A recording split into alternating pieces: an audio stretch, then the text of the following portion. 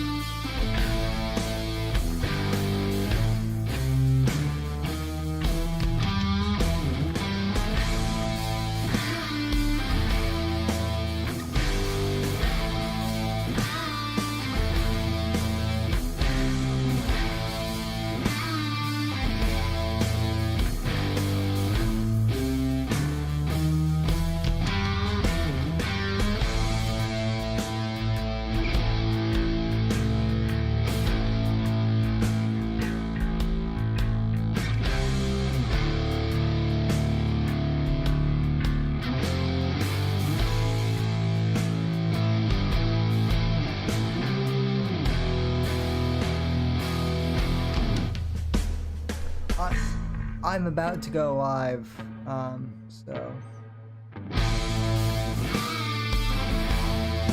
Alright, yep. 5, 4, 3, 2. Alrighty, folks, good evening and welcome to part 2 of the Wednesday edition of the Whitfield Report / Versamedia multi-stream crossover. I am your host on the Whitfield Report channel, Sam Whitfield, broadcasting live here from NGC Studios in Southern Florida. Quick contact info as usual. Follow me on Twitter and Instagram at SamW_NDC. Follow me on Gab and Parler at Sam Whitfield. Facebook.com/Whitfield Report. TheSamWhitfield.com is my website. Subscribe to the podcast on Apple Podcasts, Spotify, or wherever else you get your podcasts. And please, finally, if you feel, if you're feeling generous, please, submit your comments and your super chats as they were to streamlabs.com/Whitfield Report. And I am joined by Sean and Alex of Real News and Versamedia. So good evening to you two. Thank you. Good evening to you. I hope it's gonna be a good evening. Yeah. Well, we were on stream a while ago watching all this, unfold, and it still is unfolding. But Yep. I'm a little, I have to say, but I'm a little miffed because I went on Facebook, and this is my personal Facebook, and I've been saying for the past couple of days that I've been skeptical of 2021, right? Usually it's a new year and I'm fairly optimistic, and people are always like really optimistic of, the new year because it's a new calendar year, and for some reason that means like there's a great reset and whatnot, right? Well, I've been saying that, due to the events of the past year, the calendar change is just arbitrary, right? In a sense, like, we're still dealing with COVID, we're still dealing with the election stuff, especially, now, as it were. So, I've been kind of skeptical, and so I just posted that today, I think validates that said skepticism, maybe. And I had someone DM me, or message me, I guess is the term, on Facebook, and be like, "Oh, well, today serves you Trump supporters right." And just the way they kind of, said it really, usually it doesn't get under my skin, but just the way this person was snide about it kind of miffs me a bit. So I want to go back to the beginning, and at least for me, and guys that afterwards feel free to kind of jump in. I want to go back to why I originally supported Trump in the first place. And to be honest, folks, as some of you guys know, those of you who have been following me since before the 2016 election, you guys will know that I was not originally a Trump supporter. I wasn't anti-Trump. I kind of thought that maybe he was a joke candidate at first during the primaries. I wasn't really sure if he was serious or not about winning, but as I've said before, I'm a student of Andrew Breitbart. I kind of consider myself an Andrew Breitbart conservative, if there is such a term. And in Breitbart's final CPAC speech, he said that he would support whoever the candidate is against the left. because, you know, being conservative is just better than the left is all around. Whether that, so even if Bush had been the nominee, I would have gladly voted for Jeb Bush. I would have, grinned and, maybe I would have, kind of gagged and kind of on my nose, but I would have done it. So, I wasn't the biggest Trump guy at first, but I wasn't counting him out either. I gave him a fair shake. And what began to happen is as Trump, became more and more, successful in the race, I ended up, following him more and more. And I was like, well, there's something to this guy, actually. And what ended up happening ultimately is these never Trumpers came along, Ben Shapiro, namely among them, kind of ironic considering that he was supposedly Breitbart's protege. Very disappointing moment for me, by the way, because I was a fan of Ben. I had him on the show, as I am known for. He was the biggest never Trumper, which to me was a big slap in the face to everything that, Andrew, said. And look, I'm not saying that Andrew Breitbart would have been a Trump supporter either, but I don't think Breitbart would have been never Trump either. But ultimately, we don't know. What ended up happening though is the Never Trump movement drove me to become a Trump supporter, just because of that Never Trump stance, and I began to really understand the MAGA movement and what it stood for. And I can tell you unequivocally that the MAGA movement does not stand for hatred. It does not stand for bigotry. It does not stand for domestic terrorism. Any of these things that the left is now, that they've been claiming for the past 4 years. In fact, what is happening today are mostly, I would say, bad actors. Yeah, there may be a few, disgruntled, mentally ill Trump supporters, but they're in the vast minority. And I am so sick of people continually bringing up Charlottesville and now lodging this in with Charlottesville and blaming the entirety of, MAGA on what's happening today. Today is the culmination of, if anything, of, as we said earlier, of people getting sick and tired of, COVID, sick and tired of the establishment on both sides. The peaceful people are sick and tired of this, but also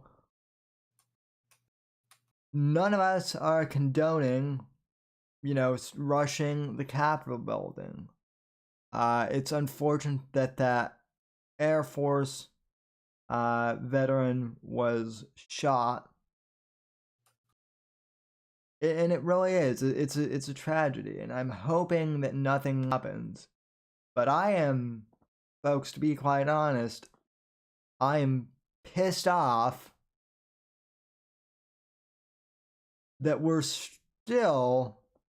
people are still missing the point of MAGA, even when I've explained it to them in detail what it's about.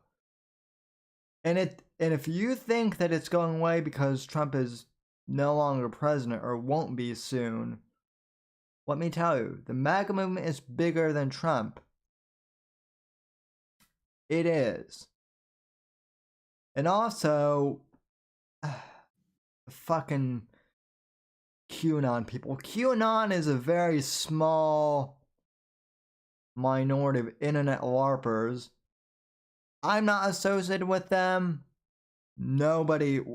Hell, I've made fun of QAnon. Versa has made fun of QAnon. We've made fun of QAnon together. It's a LARP. People know it. so something. Oh, you're one of those QAnon faggot retards. Nah, I'm not. And if you think They're I good. am, you're They're clearly good. you clearly haven't listened to this show. Anyway, folks, I'm just like I said, I'm just kind of pissed off at people's ignorance tonight, and that's my fucking opening rant. There goes the channel. Take a drink then. No, I'm not Oh man. talking about all that. Yeah, I know you're talking about that F word, but hey, we can take a swig for that too. Every time that we, drop a or we get, I don't know, what would you call it? Every time we give them ammo to annihilate our channels, we gotta take a swig. That's literally every minute of I know. how to survive that. That's why I Literally, drink milk, boy.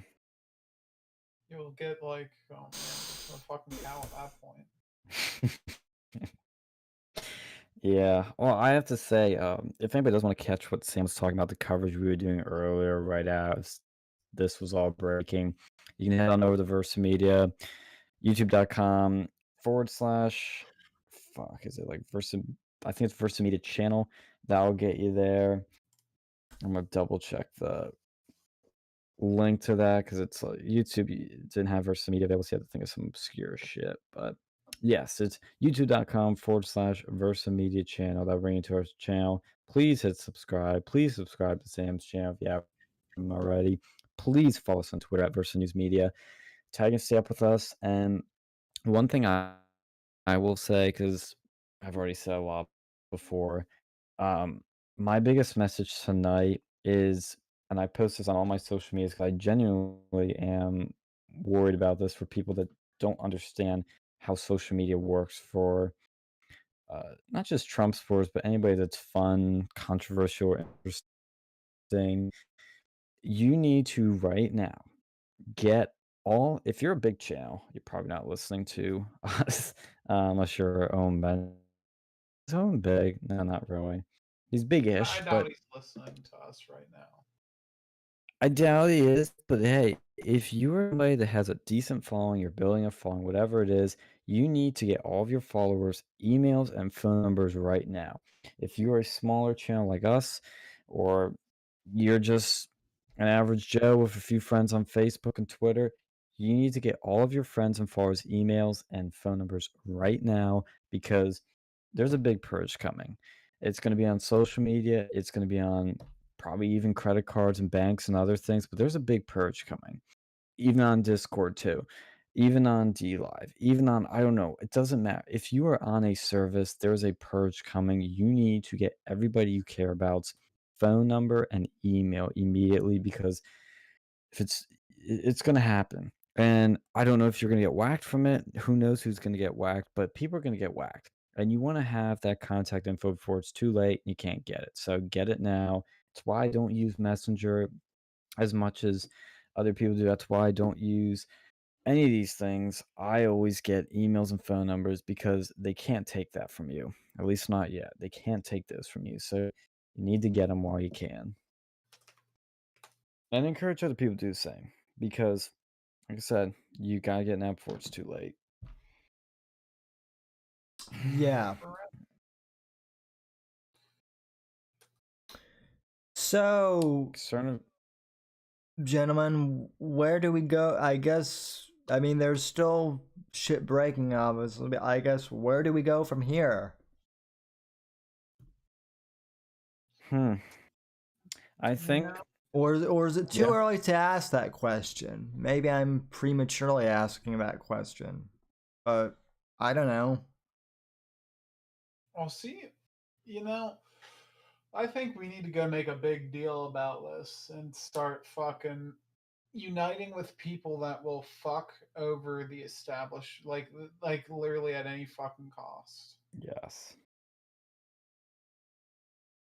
I totally agree because I think my saying I'm going to say for every freaking day till we win is anytime somebody says, oh, the Democrats are the enemy, they're so awful, blah, blah, blah, I will stop them and say, look, no, the Republican establishment is the real enemy. The establishment in general is the real enemy, not the Democrats. Look, we all want to defeat the Democrats, but we need to defeat the Republican establishment before we can defeat the Democrats. I mean, it's simple because if we can't get good candidates, we're not going to win. We're not going to beat the Democrats. If we can't get our side right, we're not going to beat the other side. Look at what has the establishment given us? What have they given us in 2008? They gave us John McCain. He lost. What did they give us in 2012? They gave us fucking Mitt Romney and Paul Ryan, and they lost. What did they give us in 2016? Jeb Bush, and he lost to Donald J. Trump, who won the presidency. So it's very clear and very obvious that the future is Trump, the future is populism, the future is America First and MAGA. So you gotta get rid of the establishment. They're the ones holding us back. They're the ones trying to screw us over and keep the MAGA America First movement from growing anymore. So you got to get rid of them. You got to get them all out. Vote them out. We need to name them and shame them. Everyone that is a part of the establishment, everyone that's condemning Trump tonight, everyone that's blaming Trump tonight, everyone that's been an ever Trumper, Ben Shapiro, Dan Crenshaw, all these people, you need to name them, expose them, shame them, show people that shit, vote them out. Run MAGA America First candidates, support them, share their information, share their shit, encourage people to vote for them. You need to get the establishment out and get the MAGA people in. It is the only way forward. I have to say, we gotta kind of pause our fight with the gotta focus fully on this because this is what needs to happen. Look, I disagree with some people on the right on a lot of things, but if you agree with me on getting rid of the establishment and fighting the establishment, and you're optical and you're smart, I am 100% on your side, and we'll fight alongside. Groyper's a great example. Look, I agree with people like Nick Fuentes on probably a lot of things, but disagree on some big things. And he's done some things, said some things I don't like, and have turned me off in many ways. But guess what? At the end of the day, we're heading in the right direction. We both agree the establishment's shit. We need to get rid of them. We both agree we need to put America first. So hey, we could probably work together. We can work with Milo. We can work with Gavin. We can work with all these people. We need to, dare I say, unite the right. This time, do it properly. No wignats, no unoptical people, no white nationalists, no white supremacists, none of that stupid shit, which is obviously morally wrong, but just strategically stupid. Get No, rid of that. no, Only cool people. no backyard streaming comedians. In air, Yeah. in air quotes. Do we have to drink on that one? I mean, you didn't name drop it, but I didn't say his name, but heck, I'm drinking my second Yingling of the evening because if I mean I drink on hump day anyway, but if there's any Wednesday where there's an excuse for a beer, it's today. So cheers to you watching and cheers to you guys. So thank you. Yeah. Yeah. I mean, I agree. And I think we can do this. It's just when you get rid of stupid shit like Q, get that shit out. No Q. Like, again, name and shame it. Q is dumb. Q is also, fake and gay. yeah. Also, please stop asking me what this goes to the same person on Facebook who I'm pretty sure is either watching this and or listening to it in podcast form. Please stop asking me what QAnon is. I have no idea. Okay.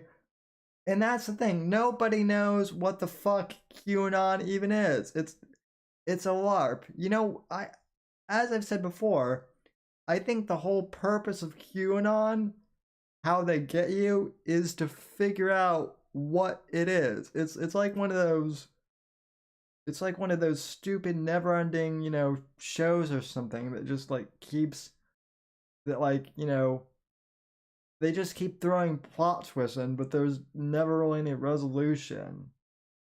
If that makes sense. I mean, we've beaten it to death like over the past few episodes because it's one of those things that started off that the left would like lose their shit over. And I'm like, dude, nobody believes this shit, especially Zoomers. I mean, Zoomers still don't believe in it, but these fucking boomers, man, on Facebook and Twitter, they get infected with it.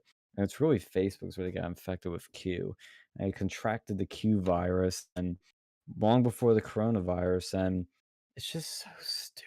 They fall for this. And Cernovich actually had a good tweet about it just a few minutes ago. He said the QAnon stuff brain rotted a lot of people who in their personal and professional lives are complete pros. The most powerful mass delusion I've seen in my lifetime, even more powerful than Russiagate. I mean, he's true. It's true. It's true, It's shocking some of the people believe in it. But what irritates me too is when people think that we're a part of it. That's what pisses me. Oh God. That's what pisses me off more. That's what I'm talking about. It's like, no, I don't know what it is, and I'm not wasting my time on trying to figure out what it is. Alex, are you a Q operative? Yes. Sam, are you a Q operative? Apparently I'm a Q. Apparently I'm. You got him. He's Q. Oh, yeah, he's Well, choking there. I heard a. Apparently I'm a Q operative without even knowing I'm a Q operative. Like, yeah, man. Like, I kid you not. Okay, so I got this email like last year, like around April, where some guy emailed my show email that goes through my website has a contact, one of those contact form things where you can email me and it goes to my inbox. So some guy emailed me and he was claiming to be like a special agent, like a retired CIA guy.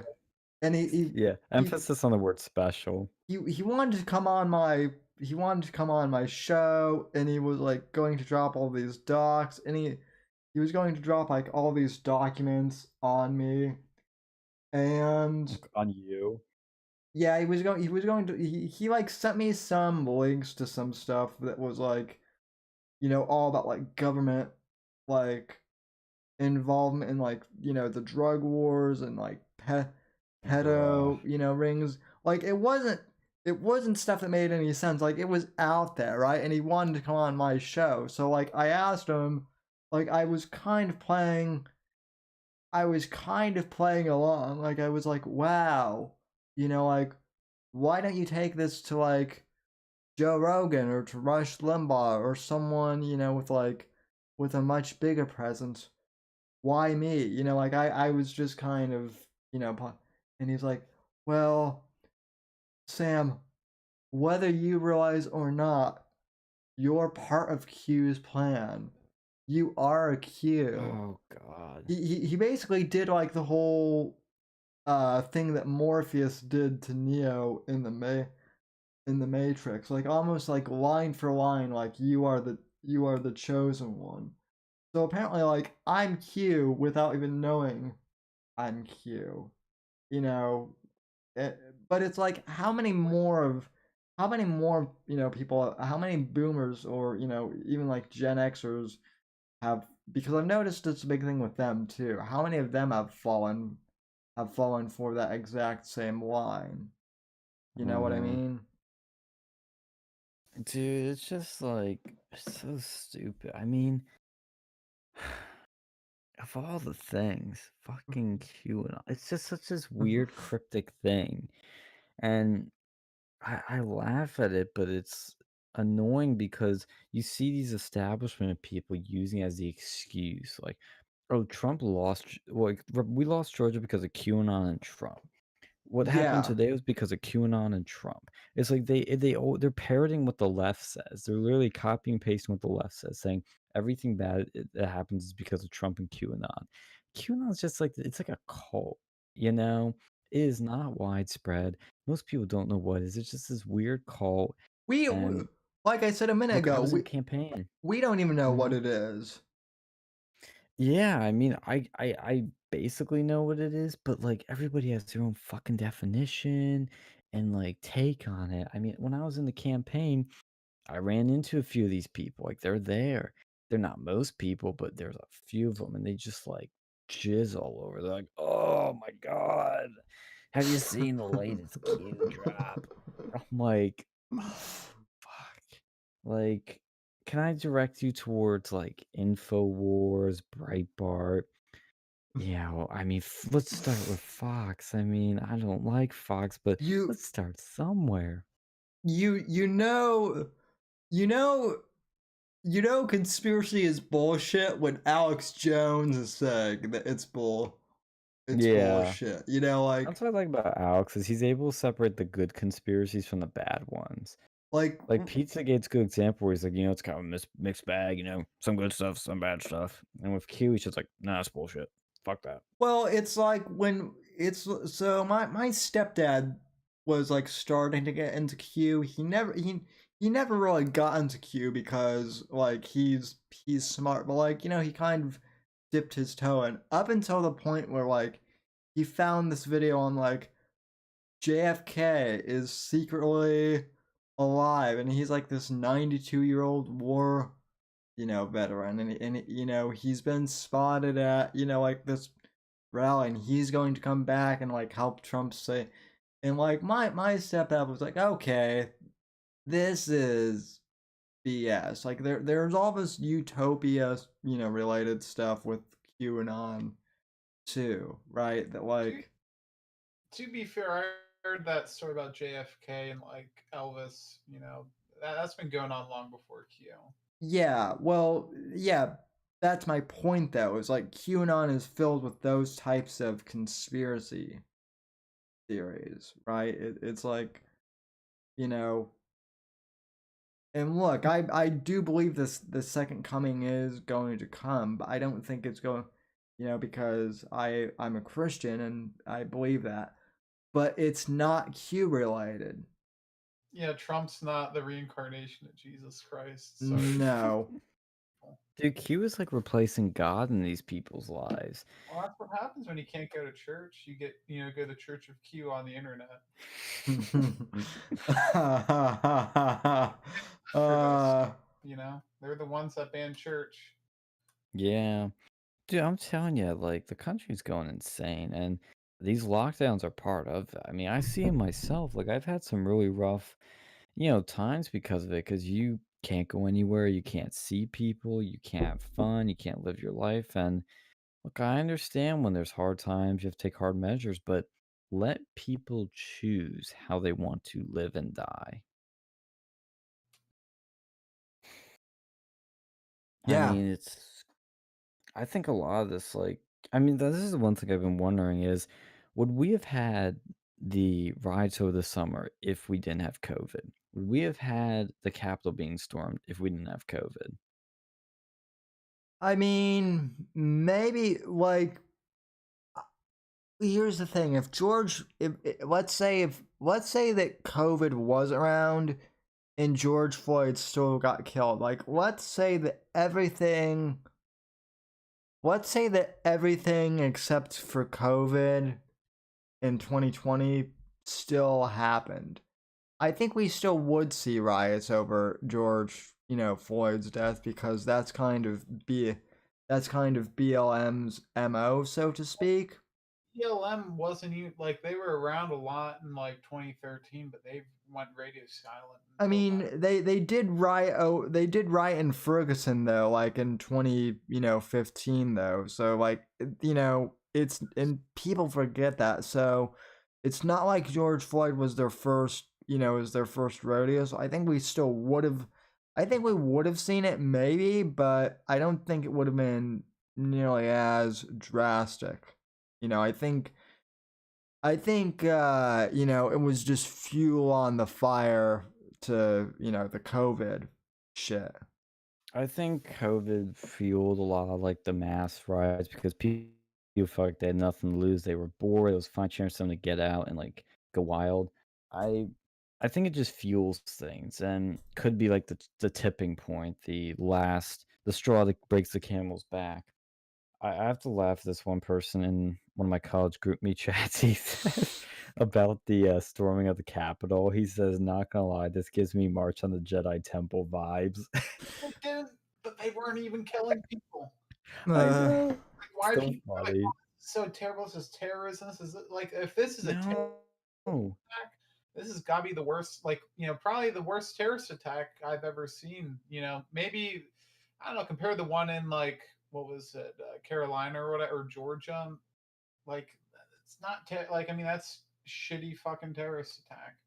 They literally killed nobody except like the only person that died was from their side by a police officer. Mm-hmm. Yeah, someone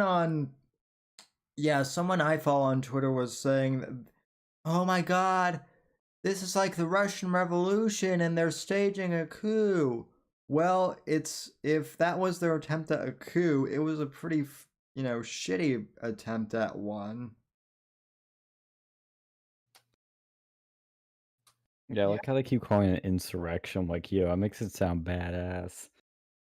Yeah, like no shots were fired on them by the police. Yeah. Truth. Yeah, you would think a bunch of right wingers would be fucking armed. No. I mean, it's DC, so who's gonna risk it, especially after Enrique? Yeah, it's According fucking. to IG, Steven is active now. I just DM'd him. Translation. Morgan said, "Mr. Face, Sammy." Aw. Yeah, Morgan was one of the original. He was also one of the people who left Owen's cult with me, and then he was in the danger zone, and really then he went MIA for a while, and this is the first time in like I think a year and a half I've seen him. So yeah, welcome back to the Savage Express, Morgan, and welcome to the Mod Squad. So Savage Express sounds like a fucking like fruit whatchamacallit thing. Not salad. a fruit roll up, or No, like a oh fuck, soda, like a fruit like soda or like specialty drink stand. yeah, well, I mean, Michael Savage already has the Savage Nation, although it's really funny because when I started this channel, people were like, dude, fuck Michael Savage, you're Savage Sam, and he stole his Savage name from you, so I'll take it. I don't know if this is true. I need to fact check this, but apparently some of those people that stormed the Capitol stole hard drives. Did they? I don't know. I said I need to fact check it. I If feel like anyone checks it, that'd be great. that shit. Bruh, John Podesta's password is password. I don't think they had the best security. Well, like they made their fucking Outlook open. Like you could do so much damage could have been done. But, yeah, but see,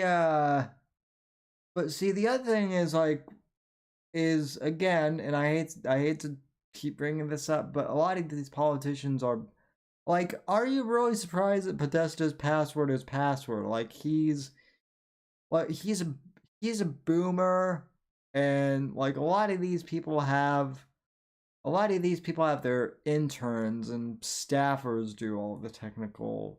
Yeah, but usually stuff. they have like policies on that shit. It's like Well, I wouldn't think they'd be that stupid. Well, yeah, they have policies, of course, but like every company and in school and whatnot, like yeah, we all have policies, but do people follow them by the letter? No. Well, usually So. like the other thing too is like when you have accounts for a lot of these things, especially if it's like the company that gives it to you or the government, they'll give you a password and a username. They know these boomers would forget it, or they'd write it down on their device. I could Like, see them doing that. like a company where you have to actually like hire them and you can be fired for stuff like that. Like they're fucking elected officials. Right. They don't have they can't really be fired for like IT shit. Yeah, I don't have a lot of confirmation on this. The only verified account that said this was Nicole Arbor, who's a comedian. But I think she's conservative. It says the hard drives in the offices in the Capitol have been taken by citizens. Yeah, but also Nicole Arbor joined the MAGA movement literally like 10 minutes ago. She was. Oh, is she a grifter? I mean, she's a she's kind of like a thought grifter, I guess. Mm-hmm. So I'm not gonna lie. I tap that. I knew who she was before she was MAGA.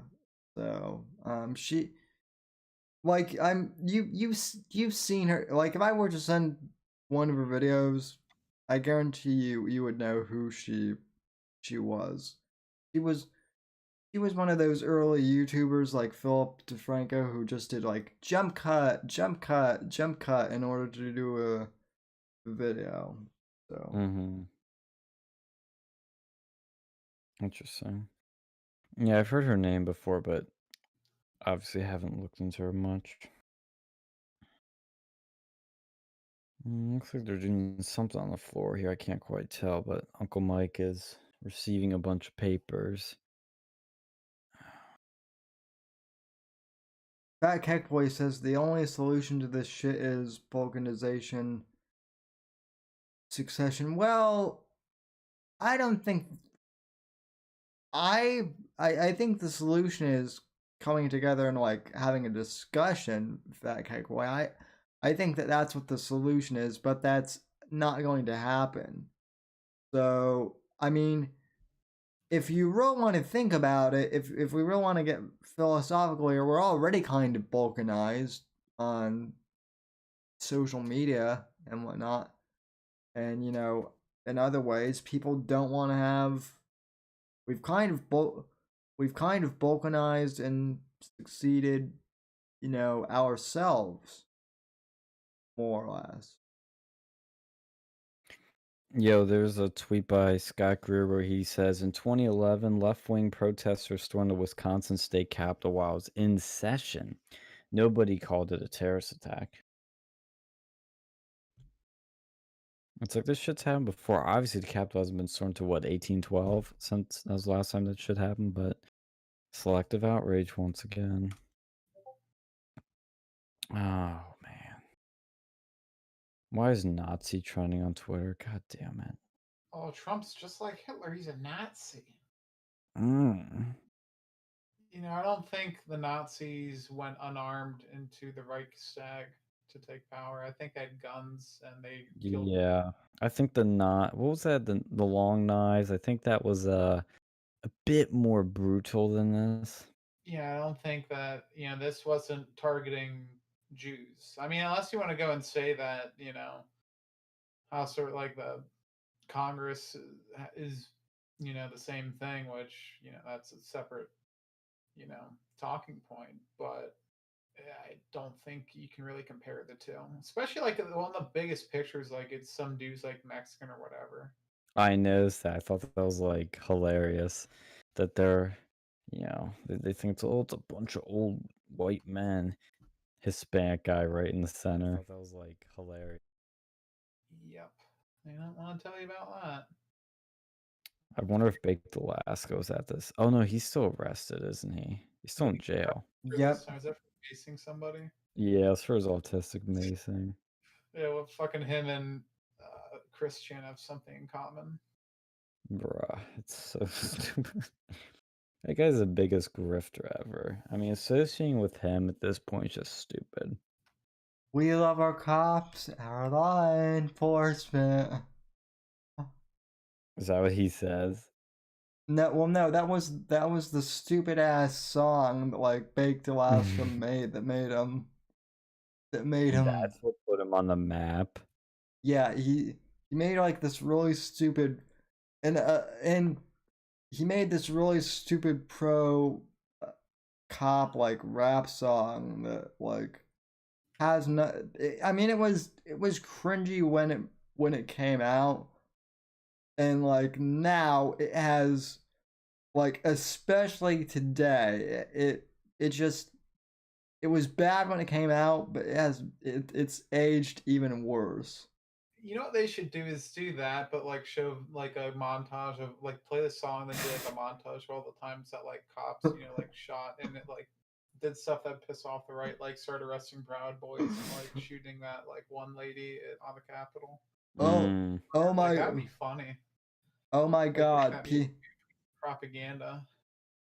Brew City. If you're in chat right now, please do that. We have some people in this channel that do edits, so yeah, please.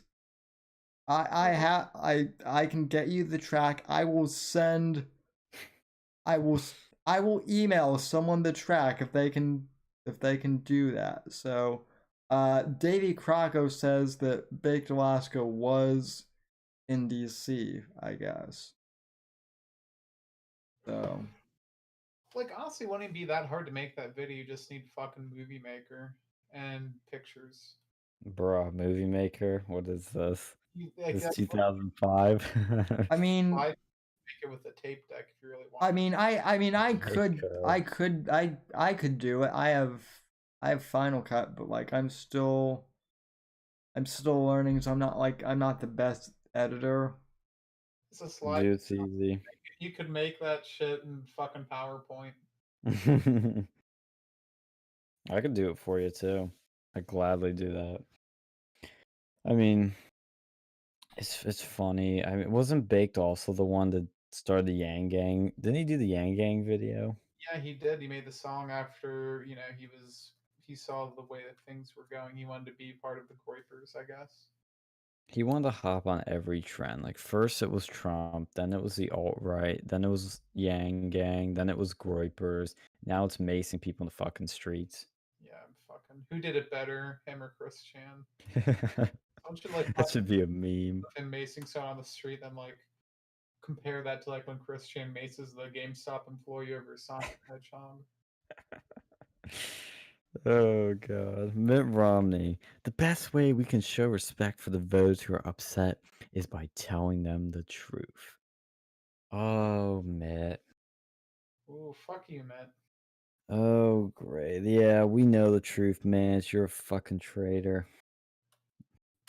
Get him out. The fact that people, I mean, let's be honest, Mitt is basically talking to himself. No, like, not even the boomers like Mitt anymore.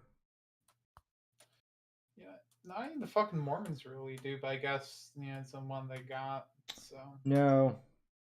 Bro, one of the stupidest things is when you were talking, like some of these Republicans, I learned this from the campaign, in certain areas think like, oh, this is still a more neocon area. We want to bring out the suburban vote. I'm like, yeah, so we're gonna do shit for Trump, right? No, no, no, no, no. We can't have much Trump shit. Like these people are like Romney, McCain types. I'm like, what are you guys talking about? Like literally, what happened in 2018, 2020? Trump wasn't on the ballot. Turnout goes down. Trump brings out people that normally don't vote for Republicans before. Like, these people don't get it. Like I've seen so many stupid takes. I'm just like, dude, sit down. Like all these people, I'm not even gonna like debate him anymore. I'll just be like, sit down. Shush. Wise up. Maybe that'll be my thing. I'll just pick wise up. Learn. Read a book. Baked That was should be it. Baked was in Pelosi's office, according apparently with Nick Fuentes. No, that's a fake. I've seen that. That's a fake image. dude, They were sharing that, and they were like, "Oh, the white supremacist Nick Fuentes, an alt-right e-celeb, baked Alaska or at the Capitol," and it was totally fake. it'd be fine if the fucking Paul brothers somehow found their way into the Capitol. Yeah, Oh God. I could see it. I think also Julia Rose is going to somehow find a way to insert herself into this too at some point. That's Jake Paul's e-thought girlfriend I who don't know, the model. Isn't he breaking up with her? Or no, Logan's breaking up with his girlfriend. Yeah. Dude, could you imagine dating those fucking douchers? Oh God. I'm surprised, Don Lemon. like when they broke into the Oval, like to the fucking Capitol building. Like, I'm surprised no one just hid for like out, and then just like came out later, like during this, and been like, "Screw you guys." That would have been Well, funny. well, do you remember a few years ago, like near the end of Obama's presidency, um, there was that guy like who landed on the White House lawn, entered the I White remember House, that. and was like, Joe Rogan did a whole bit on it. How there was a guy like walking around the White House for like 10 minutes. So, Yeah, uh, their security, it's like, in many ways, it is like top notch, but like, dude, they have some fucking cracks in it. well, I mean, they are government bureaucrats, so at the end of the day, so what do you expect? So, Yeah. God, during Obama presidency, like flew the drone into the I think it was into the White House, and it was actually like some dude who was drunk, like a employee. Oh, really? Yeah, there was like a drone. They like flew around through there, and like it was back when drones were like the new thing. Mm-hmm. I remember that. there was a there was a guy there was a guy there was a guy back in the 1980s uh who like broke into the Queen's uh I can't remember whether it was Buckingham or wherever the Queen was lived. The royal family has so many. Anyway, there was a guy who I think broke into one of the palaces and was in like broke in, wandered around, left, and broke in again, and then woke the Queen up. Like it made like international news that this guy had broken in twice, and that was almost like 35 years ago that happened. So, you know, so Yeah. breaking into government buildings is not If you do it at the right time, it's sometimes not as hard as you'd think. Like, yeah, like especially the Capitol building, because they did at least at one point in time do tours of it, Mm. like semi-public. And the Like, White House does those Christmas tours. yeah, but like for stuff like this, it's different. Yeah. Don Lemon looked dead into the camera and said to Trump, "You are the worst of the worst, and someday in the future, that will be all anyone will remember of you." Nope. No, sir. We'll remember as the fucking best president ever. well. Yeah, I'm just so tired of this shit. Like, it's like after Charlottesville, something totally unconnected to, Trump. They just pounce hard on it, and they're like, "He is the worst president ever. This is his worst moment. It's one of the worst moments in American history." Like, they just go freaking at it. I'm If like, he's what did the he worst do? president ever, how the fuck did he get more votes than Obama? Yep. And I- I love how they're acting like Don Lemon is like a big rebel or something too. It's like no, Don, you're not the one who's banned. You're not the one. You're on fucking national cable TV saying this like with your producers and in your like corporate control room and whatnot. Mhm. Yeah, they think they're all hot shit. Like they're the fucking, Nirvana coming onto the scene. It's like, no, you guys are the fucking record companies. Like, what are you? You're nothing special. You're nothing like going against the grain. Yeah, not when the big fucking corporations all support you. Yeah. Look who supports them and look who supports Trump. Mm-hmm. Which one's the rebel and which one's the establishment? Yeah. Yeah. It's always just. It's like a fucking endless cycle. That's how I wonder with Biden and what are they gonna do now? Because they love Trump for their ratings. Are they gonna still keep bringing him up and bashing him and like blaming him for shit, or are Well, they gonna it's funny find somebody else? that you mentioned that because Keith Olbermann, that washed out, sports Mm-hmm. commentator or whatever he's doing. I'm not even sure he does sports anymore. He has said that he's still going to keep an eye on Trump. Like that, like Trump derangement syndrome has literally become that guy's grift. And I mean, I actually, did I ever tell you guys my Keith Olbermann story? No, please do. So okay, so like 7 years ago, it was literally the month I had just moved here from Florida to Colorado. And I went to the mall with my mom, and she went into a couple of stores that I didn't want to go into, so I was waiting, and I was waiting by like one of those couch areas that had like, a couple couches, a coffee table, and they had ESPN on, but they had ESPN2 on, and Keith Olbermann was on. So I tweeted out, like, I just tweeted out, like, I didn't know that Keith Olbermann had a show on ESPN again. Furthermore, ESPN2. I'm kind of surprised. Just an innocuous tweet, right? So then I send that out, and literally, like 2 minutes later, I see reply from Keith Olbermann.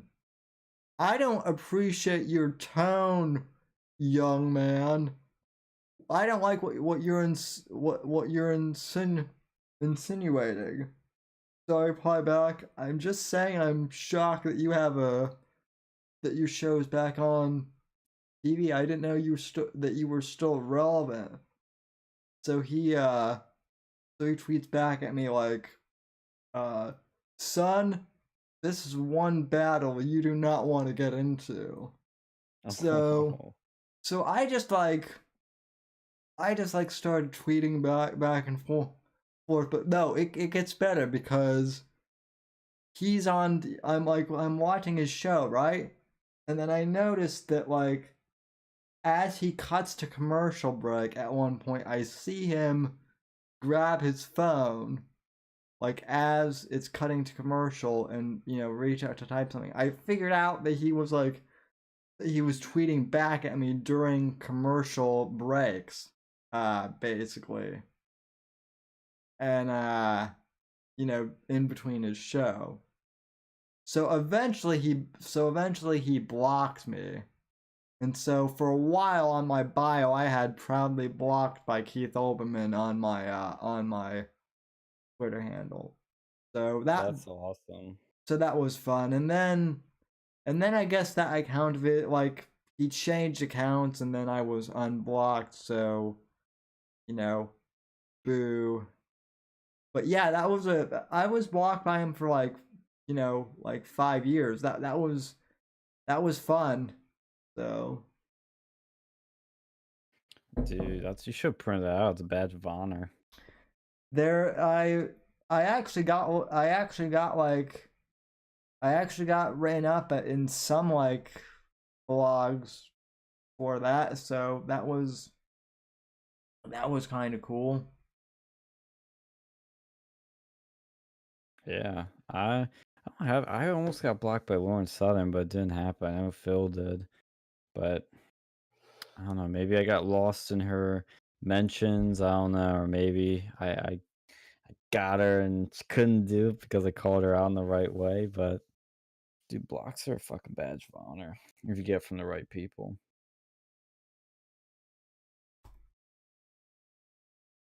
Yep.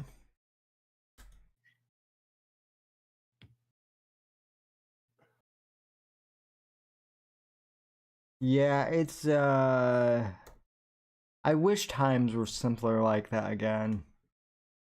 Yeah. So what happens when you take the red pill? It's a jolt of reality that comes with a cost. We were in the blue pill till 2016, then boom, we entered the red pill, and now we have people storm the fucking Capitol.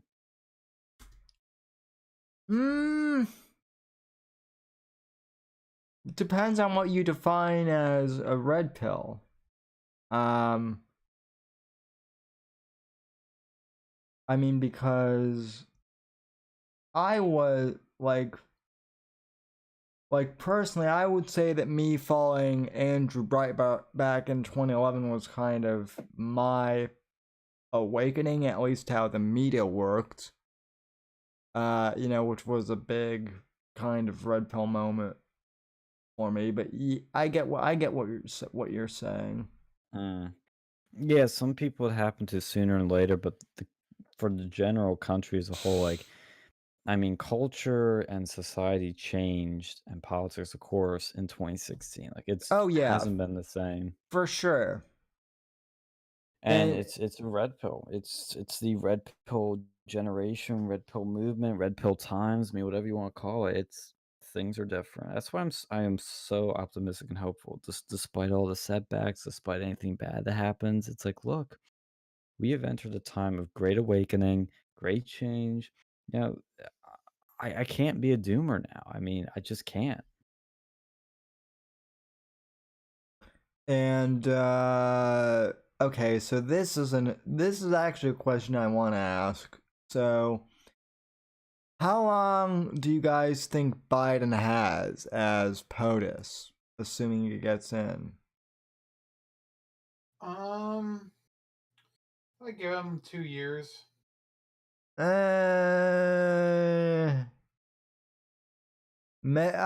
see. I'm with Davey on this one. Biden lasts 6 months due to medical issues, and then we get Kamala. The guy is not well. Like that's the other thing. Call me a conspiracy theorist. Of course I'm already linked to the truth movement somewhat, so it doesn't matter. But I mean, Biden he's not doing well. Yeah, I still think they're gonna keep him in for the full term. Honestly, one thing I could see, even though I think he would run for the second term, I could see him do one term and have Kamal run for the next one for 2024. But I really don't think they'd swap him out for Kamal. I think it's more useful to have it the way it is for them because Biden is a puppet. Kamala's like kind of a puppet, but in many ways, she's smart enough and fierce enough that she would go rogue if she wanted to, or just say fuck it to some things. Whereas Biden's too just fucking stupid and like outdated to even do that. The one thing I will give Ben Shapiro credit for, because I do listen to his podcast just to see what he has to say sometimes. And the one thing he did say that I thought was interesting was that Kamala was very much she's kind of the female Barack Obama. She's a radical, but she's also a schemer somewhat. She has Obama's apparent charisma. That she's going to, so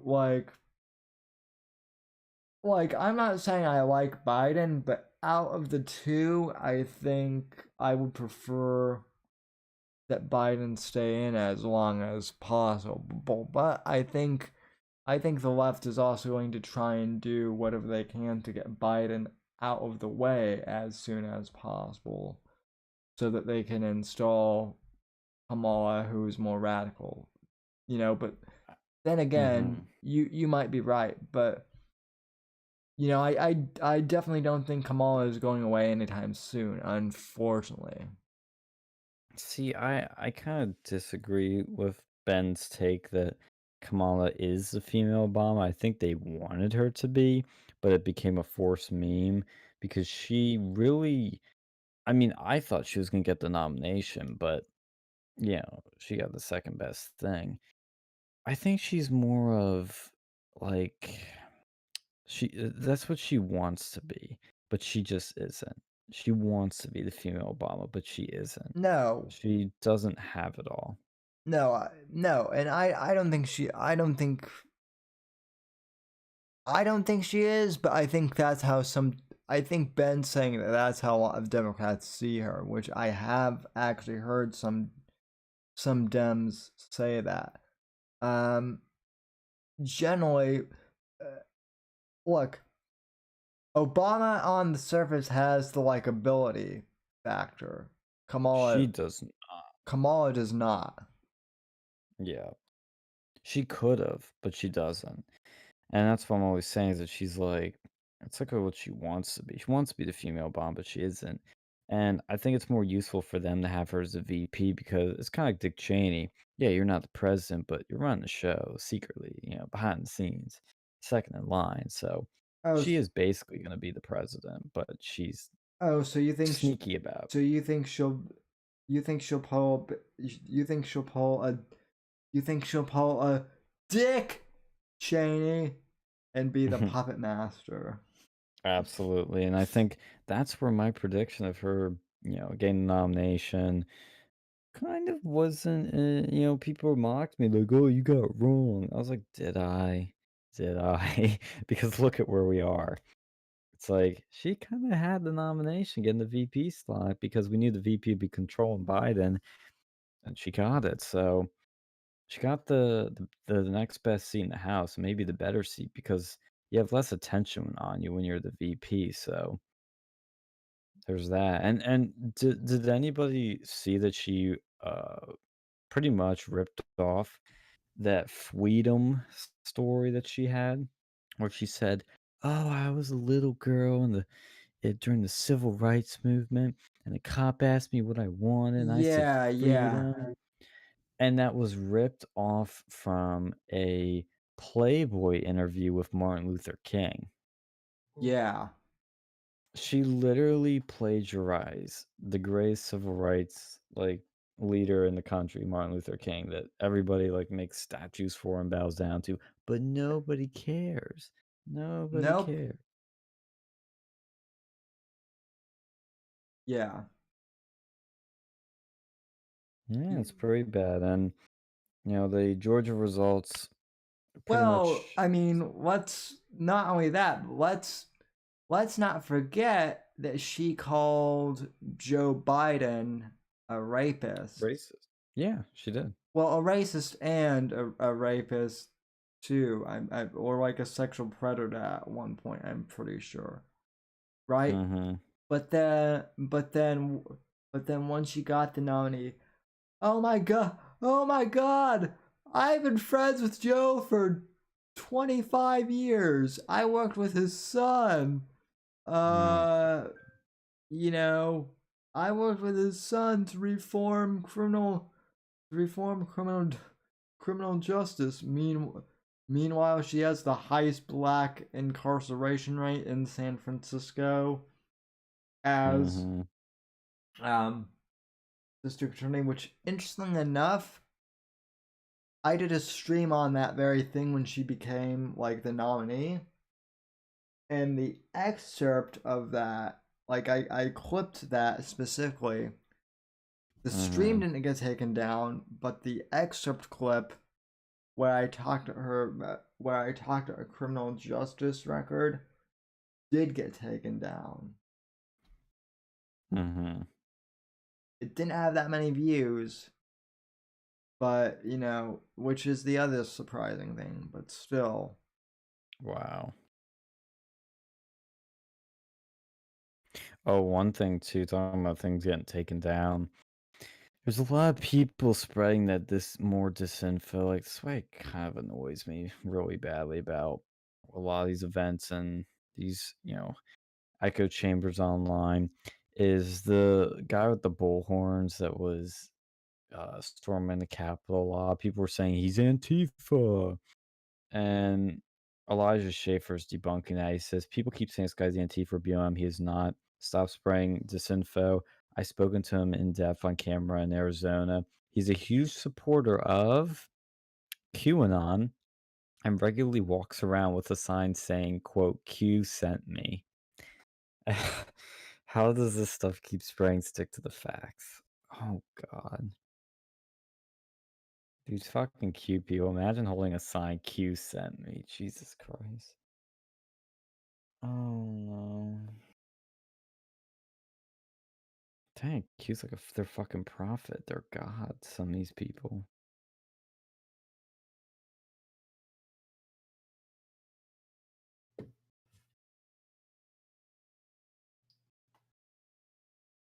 Yeah, he says, I'm not claiming I know what side he's on. Just talk to him a lot about Q, and those that know him personally tell me he's a great patriot. So I'm just saying the BLM tie doesn't make sense.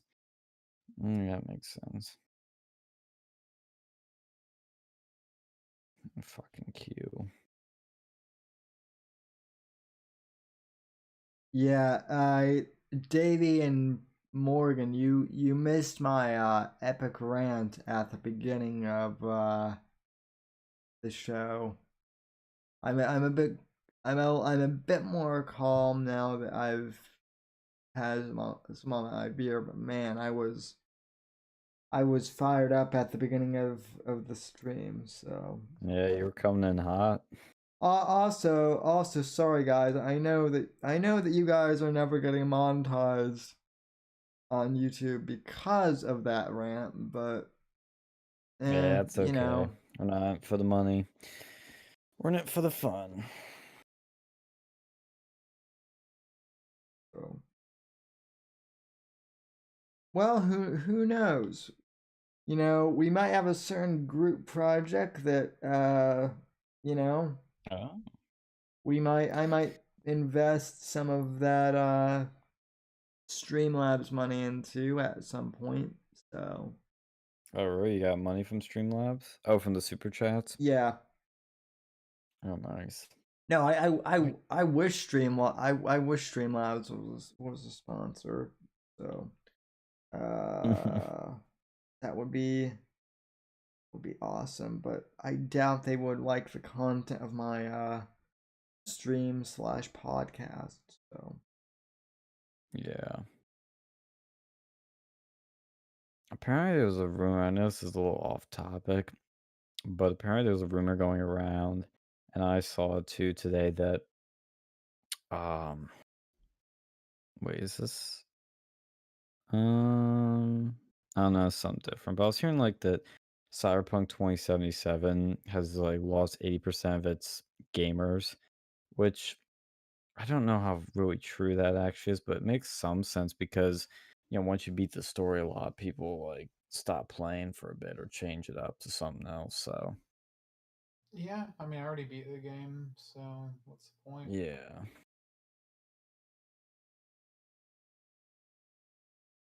Oh, apparently that story that I was posting where it was like all these devs supposedly talking about the state of the studio and everything, and they were talking about Keanu. Remember that thing I was rattling off? Like CD Projekt Red even sent out a tweet saying, "Normally we don't comment on rumors, but this time we want to make an exception as this story is simply not true." Of course, they're gonna say that though. Mm. so never mind, Alex. I was gonna ask you a question, but might not be good on a live stream. I'll ask it offline in case anyone wants to play Cyberpunk without spoilers. Yeah, no spoilers, bruh. I Yeah, still haven't played mine yet. I But don't. waiting for that I don't. GPU. I personally don't care about spoilers. I don't even have like an. I don't have even. I don't even have a PS4. Let Here, alone. how would you have felt if somebody spoiled you that Mandalorian season 2 finale? I would have been pissed. Probably. Exactly, man. That's how Yeah. I feel about spoilers now. I used to like, I don't know. I mean, I've never liked spoiling, but like with social media and all these shows getting like, there's big surprises or big twists, like especially Game of Thrones or something like that. Dude, if I was spoiled on certain things, I would just be Did enraged. I you? remember, Oh, hmm go ahead. I was gonna say Alex actually spoiled the Last Jedi's ending for me. And initially, I was like, "Oh man, why did you have to spoil that?" But like once I saw the movie, I was like, "Nah, it wasn't worth it." Did That you wasn't. Doesn't matter. It's shit. So you saw the ending of The Mandalorian, right? Oh yeah, it was awesome. I loved it. Did you see I'm glad the? I knew nothing about that. Did you see that Pablo Hidalgo Yeah, made dude, he was being an asshole to fans. well he made fun of Star Wars Theory, which for those of you who don't know, for those of you who aren't nerds like us, Star Wars Theory is probably the biggest independent like Star Wars channel on YouTube, and Mm-hmm. he got emotional. Like he was crying on his live stream when Luke Skywalker uh came back. And for those who, I just found this out, but Star Wars Theory had cancer when he was a kid, and Luke Skywalker was like one of his, you know, like as a kid, dealing with cancer, like Luke Skywalker was one of his heroes that kind of helped him get through that. So, he's been very emotionally tied to the character. So seeing Luke return on The Mandalorian, was emotional for him. And Pablo Hidalgo just kind of shit on him, and you know, like people were getting outraged. Like, it's kind of funny how he shot himself in the foot over it. So let's see. Well, I've heard that that's not the first time that Pablo has done that a few times, and other people at Lucasfilm have done that a few times. And it's just, dude, don't shit on your fans. I mean, that's just so stupid. I mean, I can't believe this even has to be like told to them. Like, hey, don't make fun of the people that are literally crying over your content, how much they love it. Well, And I understand not everybody's gonna get that emotional over something, maybe think it's like whatever, but dude, your fans are emotionally connected to your work. I mean, you should love that. And shows doesn't give a shit. not only that, but don't shit on the biggest YouTube channel that is like literally helping people stay involved in your franchise. Yeah. Don't Grabs- don't Aw. don't shit on a big channel that is literally helping promote your stuff. So honestly, that's how stupid some of these companies are. Though they bite, they hurt people who are literally trying to help them. So Yeah. It's like, what are you doing? I mean, if I was like Lucasfilm, I probably would have fired that guy if I saw that. people are calling for his people are calling for him to be fired. And look, people are like, oh well, that's cancel culture. No, no, it's not. No. It's people. It's people getting tired of bullies. And what, like you said, Pablo Hidalgo has done this before. So Yeah. Jolly, think fast in chat. What's your take on? I know that you're the probably the biggest Star Wars fan besides me in chat. So let's see. Nice. Yeah, I love Star Uh Wars. I mean, especially the Mandalorian. I think if Disney had started with that, I would have loved, the future. But dude, they made me hate something I love because of the sequels. mhm. Well, I think But the that Mandalorian's awesome. I think that's the case, for the entire thing. Um yeah. Three Olives in chat says, "What a shitty day." Well, Three Not Olives. really. That's why I'm drinking. So, Jolly asked, "What was the question again?" Well, I'm flirting with Morgan. I haven't forgotten you, Morgan. I can never forget you. Jolly, I was just asking, since you're a Star Wars fan, what do you think of the whole thing with Pablo Hidalgo, shitting on fans, basically, again? But Yeah, he's such a dick, Pablo Hidalgo. yeah. I remember I found out about him from that Star Wars show they were doing on YouTube. and they would like talk to him about stuff. That's when I first heard about him, but I knew nothing about him until these interactions with fans. And people have the tweet screenshot, even though he privated his account, and it makes it worse because he put that tweet as his banner on his Twitter of him mocking Yes. fans. Now, my favorite person in the Star Wars universe right now.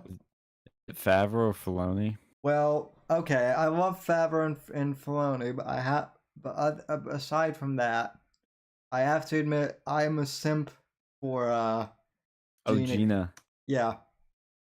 Yes. I will admit to being a simp for Gina Carano.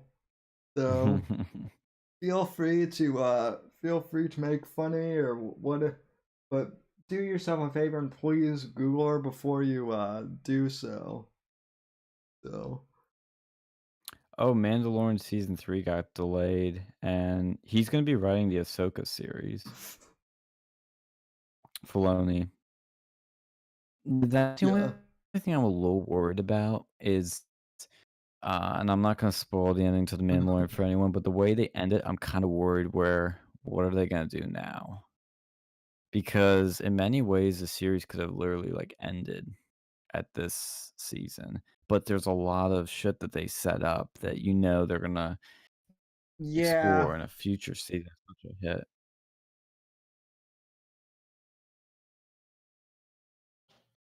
Well, yeah.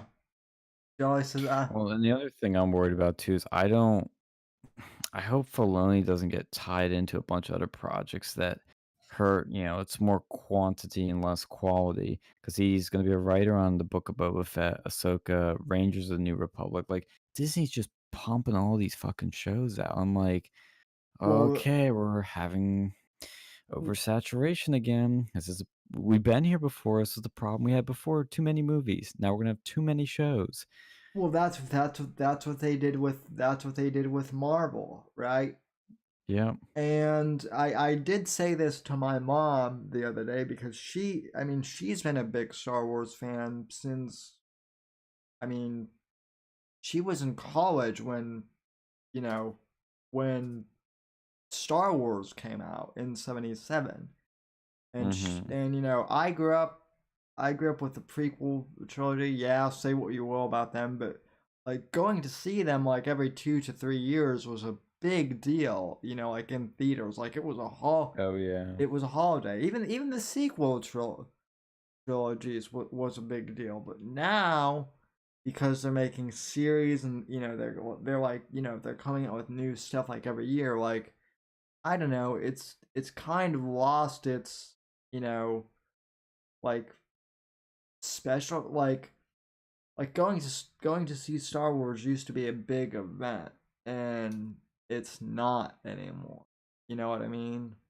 Well, yeah, it's because like anything, the more of it there is, the less value there is, and that's where you hurt yourself. Is if you're pumping out so much that you oversaturate it, it's less valuable because it's like, oh, it's just another Star Wars movie. When before it was like, no, this is a new Star Wars movie. We haven't had one in years, Yeah. and yet away a decade between trilogies. I mean, it just simply isn't gonna. It's not gonna be the same. You don't have the same level of quality when you do that. In a way, that's why I'm happy to be that is why I'm still happy to be a James Bond fan, because they're not cranking out James Bond films every year. That guy on the fucking YouTube on that stream, and he's like doing all these fucking hand motions and shit. Yeah, he's waving his This his is weird. hands around trying to do some Jedi mind tricks. Yeah. Fuck's going on there? And it's like little doctor fucking mask. Like, oh, I'm so cool. I'm wearing a fucking mask when I'm speaking. Oh, I'm so um I'm so good. I'm so righteous. I can I'm gonna go back to that for a second and see what he was saying. It's fun. It's funny watching this because on my stream I have it on mute, so to me it just looks like a guy, doing hand gestures. So Jolly says, Yeah, I have the video on mute because yeah. it's just boring crap, but I'm gonna go back to it. Oh, he's from PA. Oh boy. Ooh. Oh wait, I think he was calling out voter fraud. Oh good. I think he was based.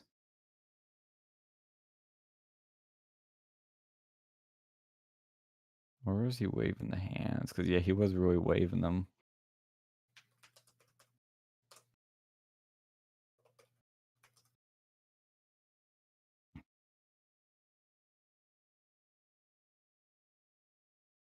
Da, da, da.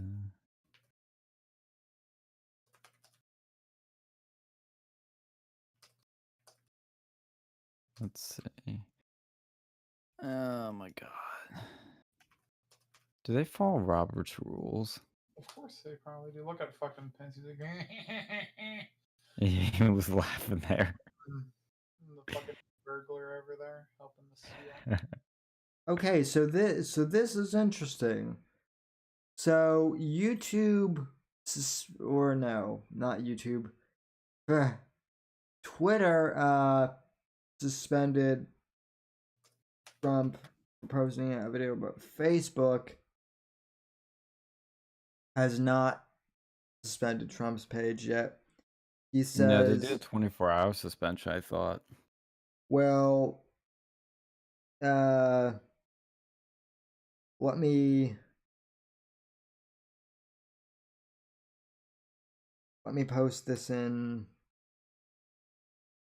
Discord then.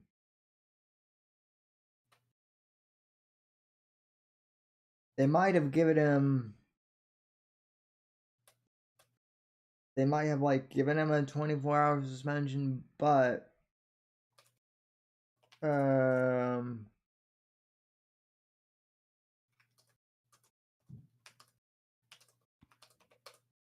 this is still showing up for me. I put in Chad's chat.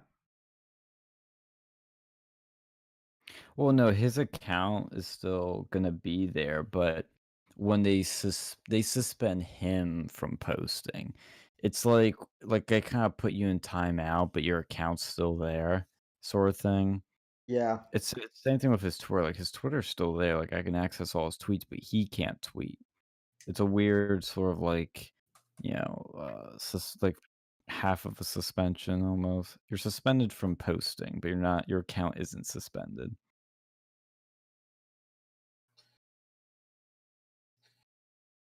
Yeah, no. Yeah, no.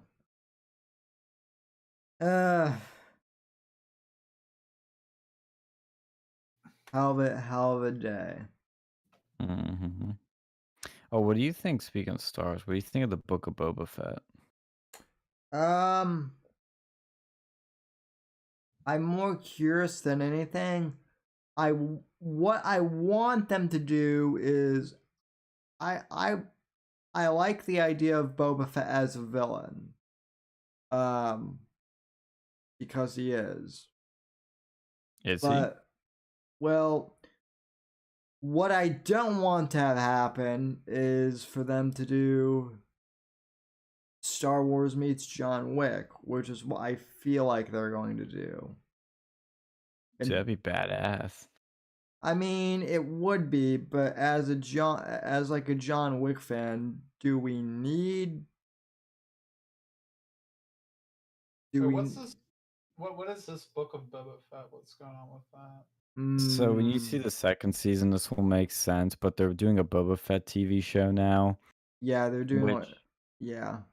on some, first of all, I think the title sounds really like stupid. The Book of Boba Fett. Like maybe there. I bet when you watch the show, you'll be like, "Oh, that's why it's called that." But the Well, title sounds very unintimidating. well, they're also ripping off they're also ripping off the title of like one of like the Punisher Marvel comics from the 80s, which I think is like the book of it's like the book of Frank Castle, or like Frank Castle's books of blood or something like that, or Oh, really? something like that. So Basically, though, but it's a Boba Fett show, and they're bringing. I do love that they've brought back the guy that played Jango Fett. That then they like in the special editions they replaced the original Boba Fett voice with the guy that played Jango's to keep it consistent. So he is going to be Boba, and I mean, I feel like I mean, it sounds cool. I am intrigued, but you gotta be careful with Boba Fett because if you do too much of him, it kind of ruins it. Because he's kind of always that character that you only see a little bit of, and that's what keeps it cool. Is that he's got that mystique. You don't really know a lot about him, and same with Django. It's like you don't really see much of Django. It's like, oh, they picked up this dude that's like a Mandalorian, maybe, and they've cloned him, and you don't really know a lot about him, just like Boba. So The Olive says probably won't be that good. He's like an anti-hero now. Which I mean, yeah, that's my one problem because I mean mm, to me when the Mandalorian first started, like in the first season, I kind of saw Mando as an anti-hero. So kind of is because he's like a bounty hunter, but he decides to make a personal decision for good reasons. yeah. But So at the same time, and Boba so Fett, I mean, Boba Fett to me isn't a good or a bad guy. He's just a bounty hunter. He's kind of in that gray field. so why have another one, right? Yeah, that's where I don't quite understand. I mean, I Yeah. know why they're doing this because fans love Boba Fett, but Well, I yeah, don't know what they're that. gonna do with him. Yeah,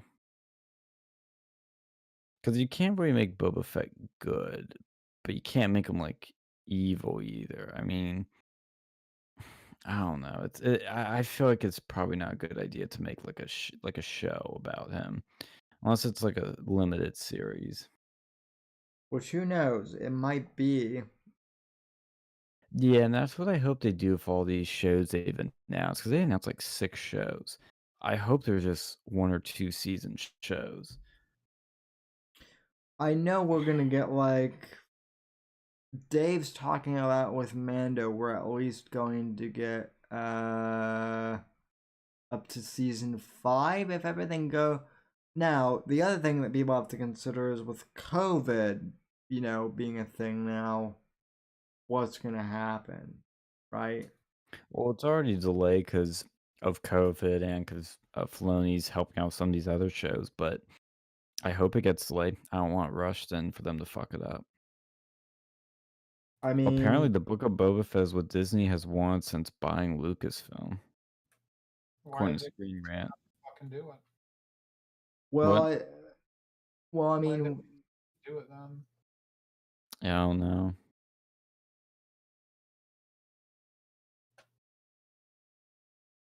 And he's gonna yeah, what's the what? the Olive says, and he's gonna rule over the crime syndicate. That's how it will work. A, a nice crime boss. Yeah, see, I wouldn't mind if they did that. Like, if they made Boba Fett kind of like the Tony Soprano of the Star Wars universe, I could, except for not fat. But if they if they made Dude, he Boba. was Boba Fett in this fucking season. Oh my god, he was Tony Soprano. He was the Tony Soprano of Star Wars. So, which by the way, Jeff, I fucking love. Of course, who doesn't love The Sopranos? But Jeff started watching The Sopranos, so I heard a know, little bit of that before I yeah, had to turn off the stream. uh, Or did you have the stream already? No. I'm talking about their stream on Twitch. yeah, the one I did last week. So, uh, Yeah, I do agree. I hope they don't turn Boba Fett into a good guy. But like, if you're gonna make a show about him, like, you're inevitably gonna have to make him a goodish guy, or else nobody's gonna watch it. yeah, well, at least develop his character. You know, like in the original trilogy. Let's face it. he just kind of stood around and looked cool. Yeah. Oh yeah.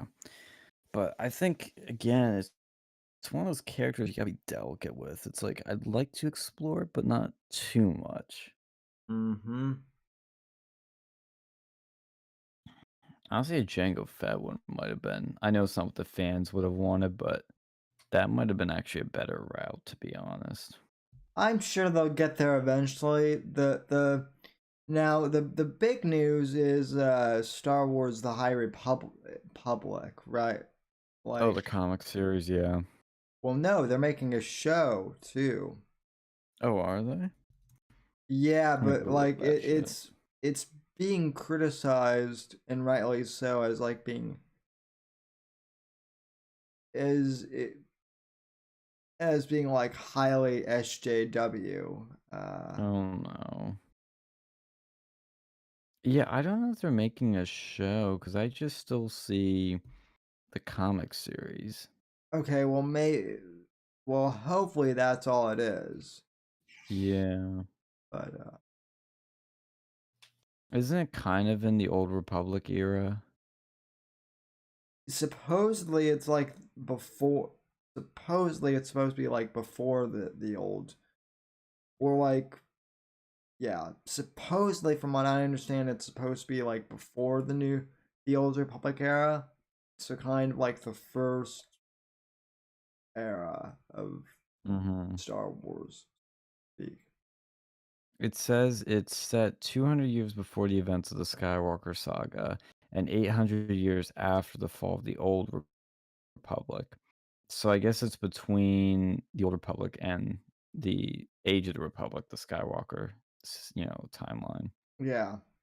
Now, Okay. now we've talked about this before, but what I want is I want them to do the old Republic era. I want them to do Yes. Revan, and Yes. I want them to do Revan as a man. Damn it! And what do the fans want? We want Keanu Reeves as Revan. Damn it! See, That that would be cool, but I feel like you would just see Keanu in it. Like that's the problem, is you just see Keanu, you don't see the character, you know what I mean? I love Keanu, but I know well, Star Wars either yeah. intentionally or unintentionally does this thing where they pick unknowns, and even when they pick known people, but they slip them in a way that they really fully are their character. They're not Liam Neeson. They're not Ian McGregor. They are that character. Well, although to be honest, like before Keanu kind of came back, right, as John Wick before he made his big comeback, I always saw Keanu as Revan, like, playing the Kodo games and then reading like the older Republic comics as a kid. So it's not that far fetched. Now, you mentioned that, like well-known actors like Liam Neeson and Ewan McGregor. Ewan McGregor was an unknown actor before, the Phantom Right. Menace.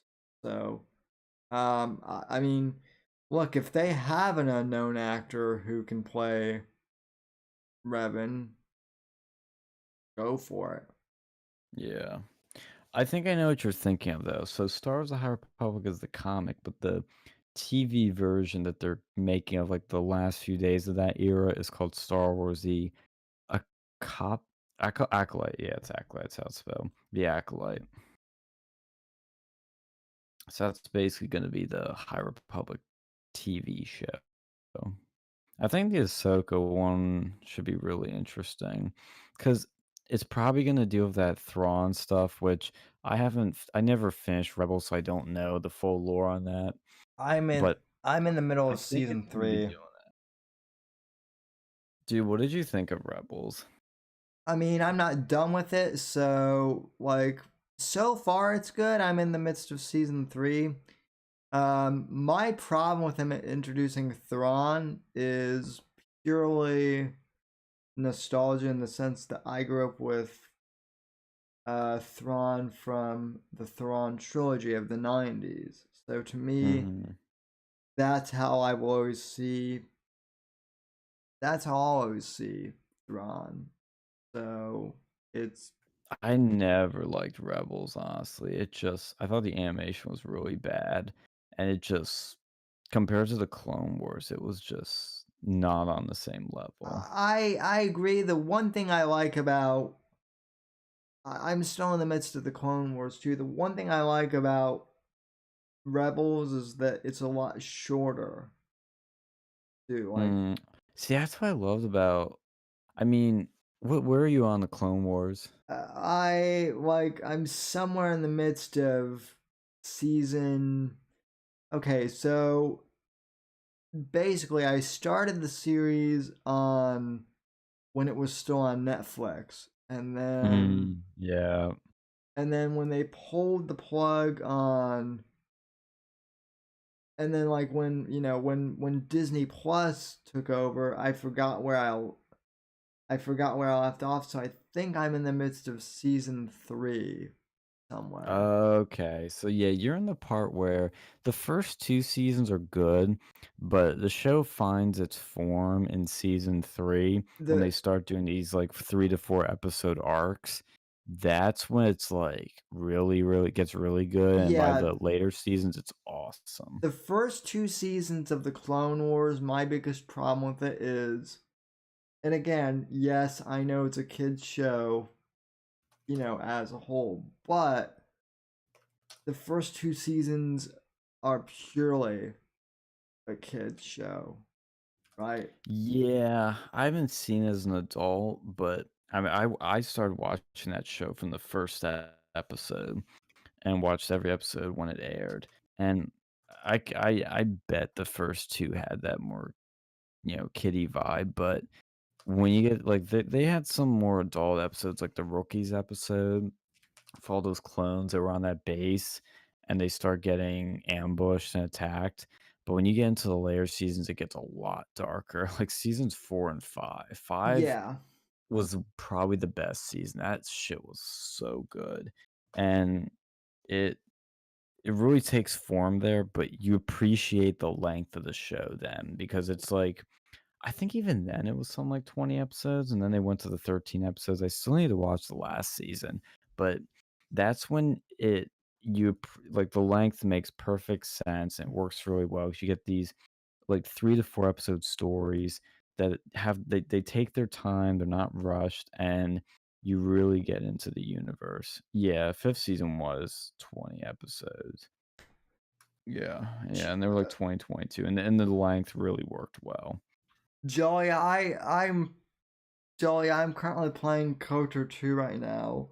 Oh, Um, nice. not sure why you would have a boner for Kreia, considering that she's like 100 years old. Or well, I do know why, because she's Grandma, like because to fuck.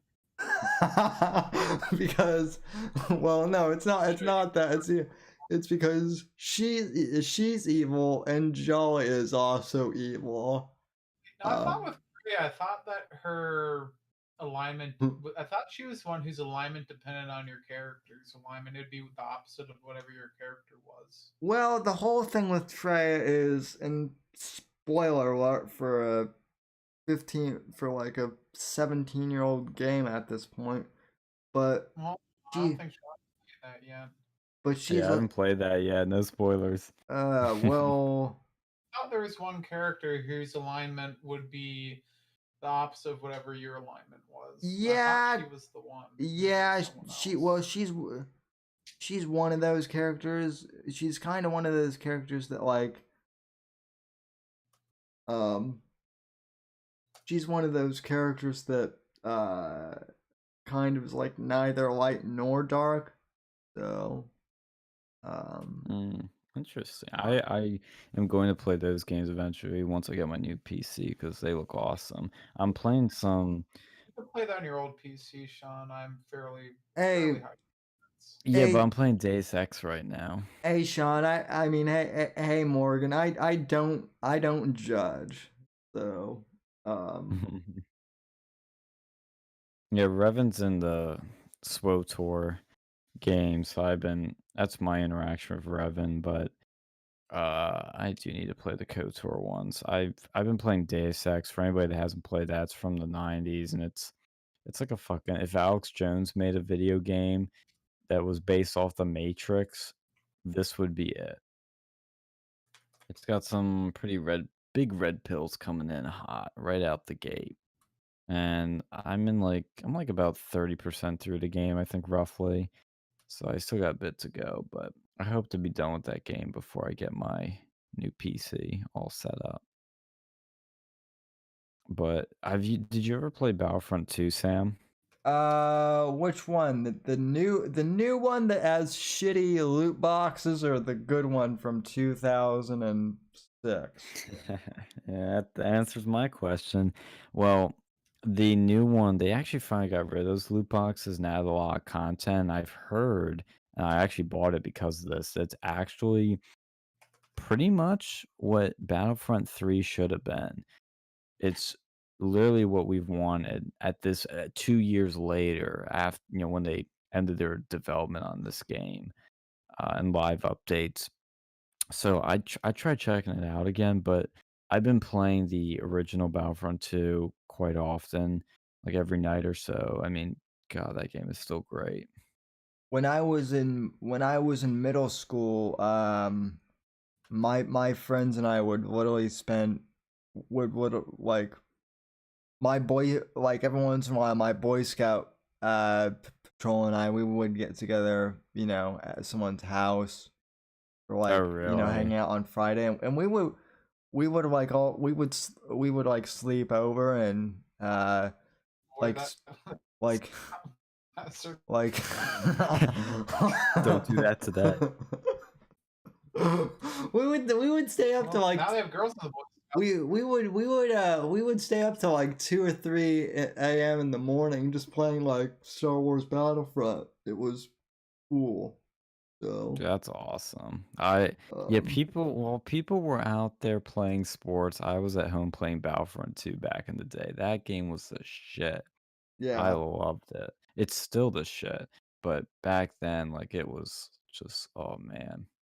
I mean, yeah. it was just so much fun, and you could do so much. The new ones, you couldn't do like a quarter of what you could do in that game. And they finally, after multiple updates, I think literally it was like 2 years of updates, the new Battlefront 2 has pretty much all the heroes that you had in the old games and more, and finally has like the equivalent number of maps, I think, because they had like Clone Wars era, they added the sequels, they had Rogue One, they had a bunch of shit finally to that game that really it felt like a full game at that point, what it was meant to be.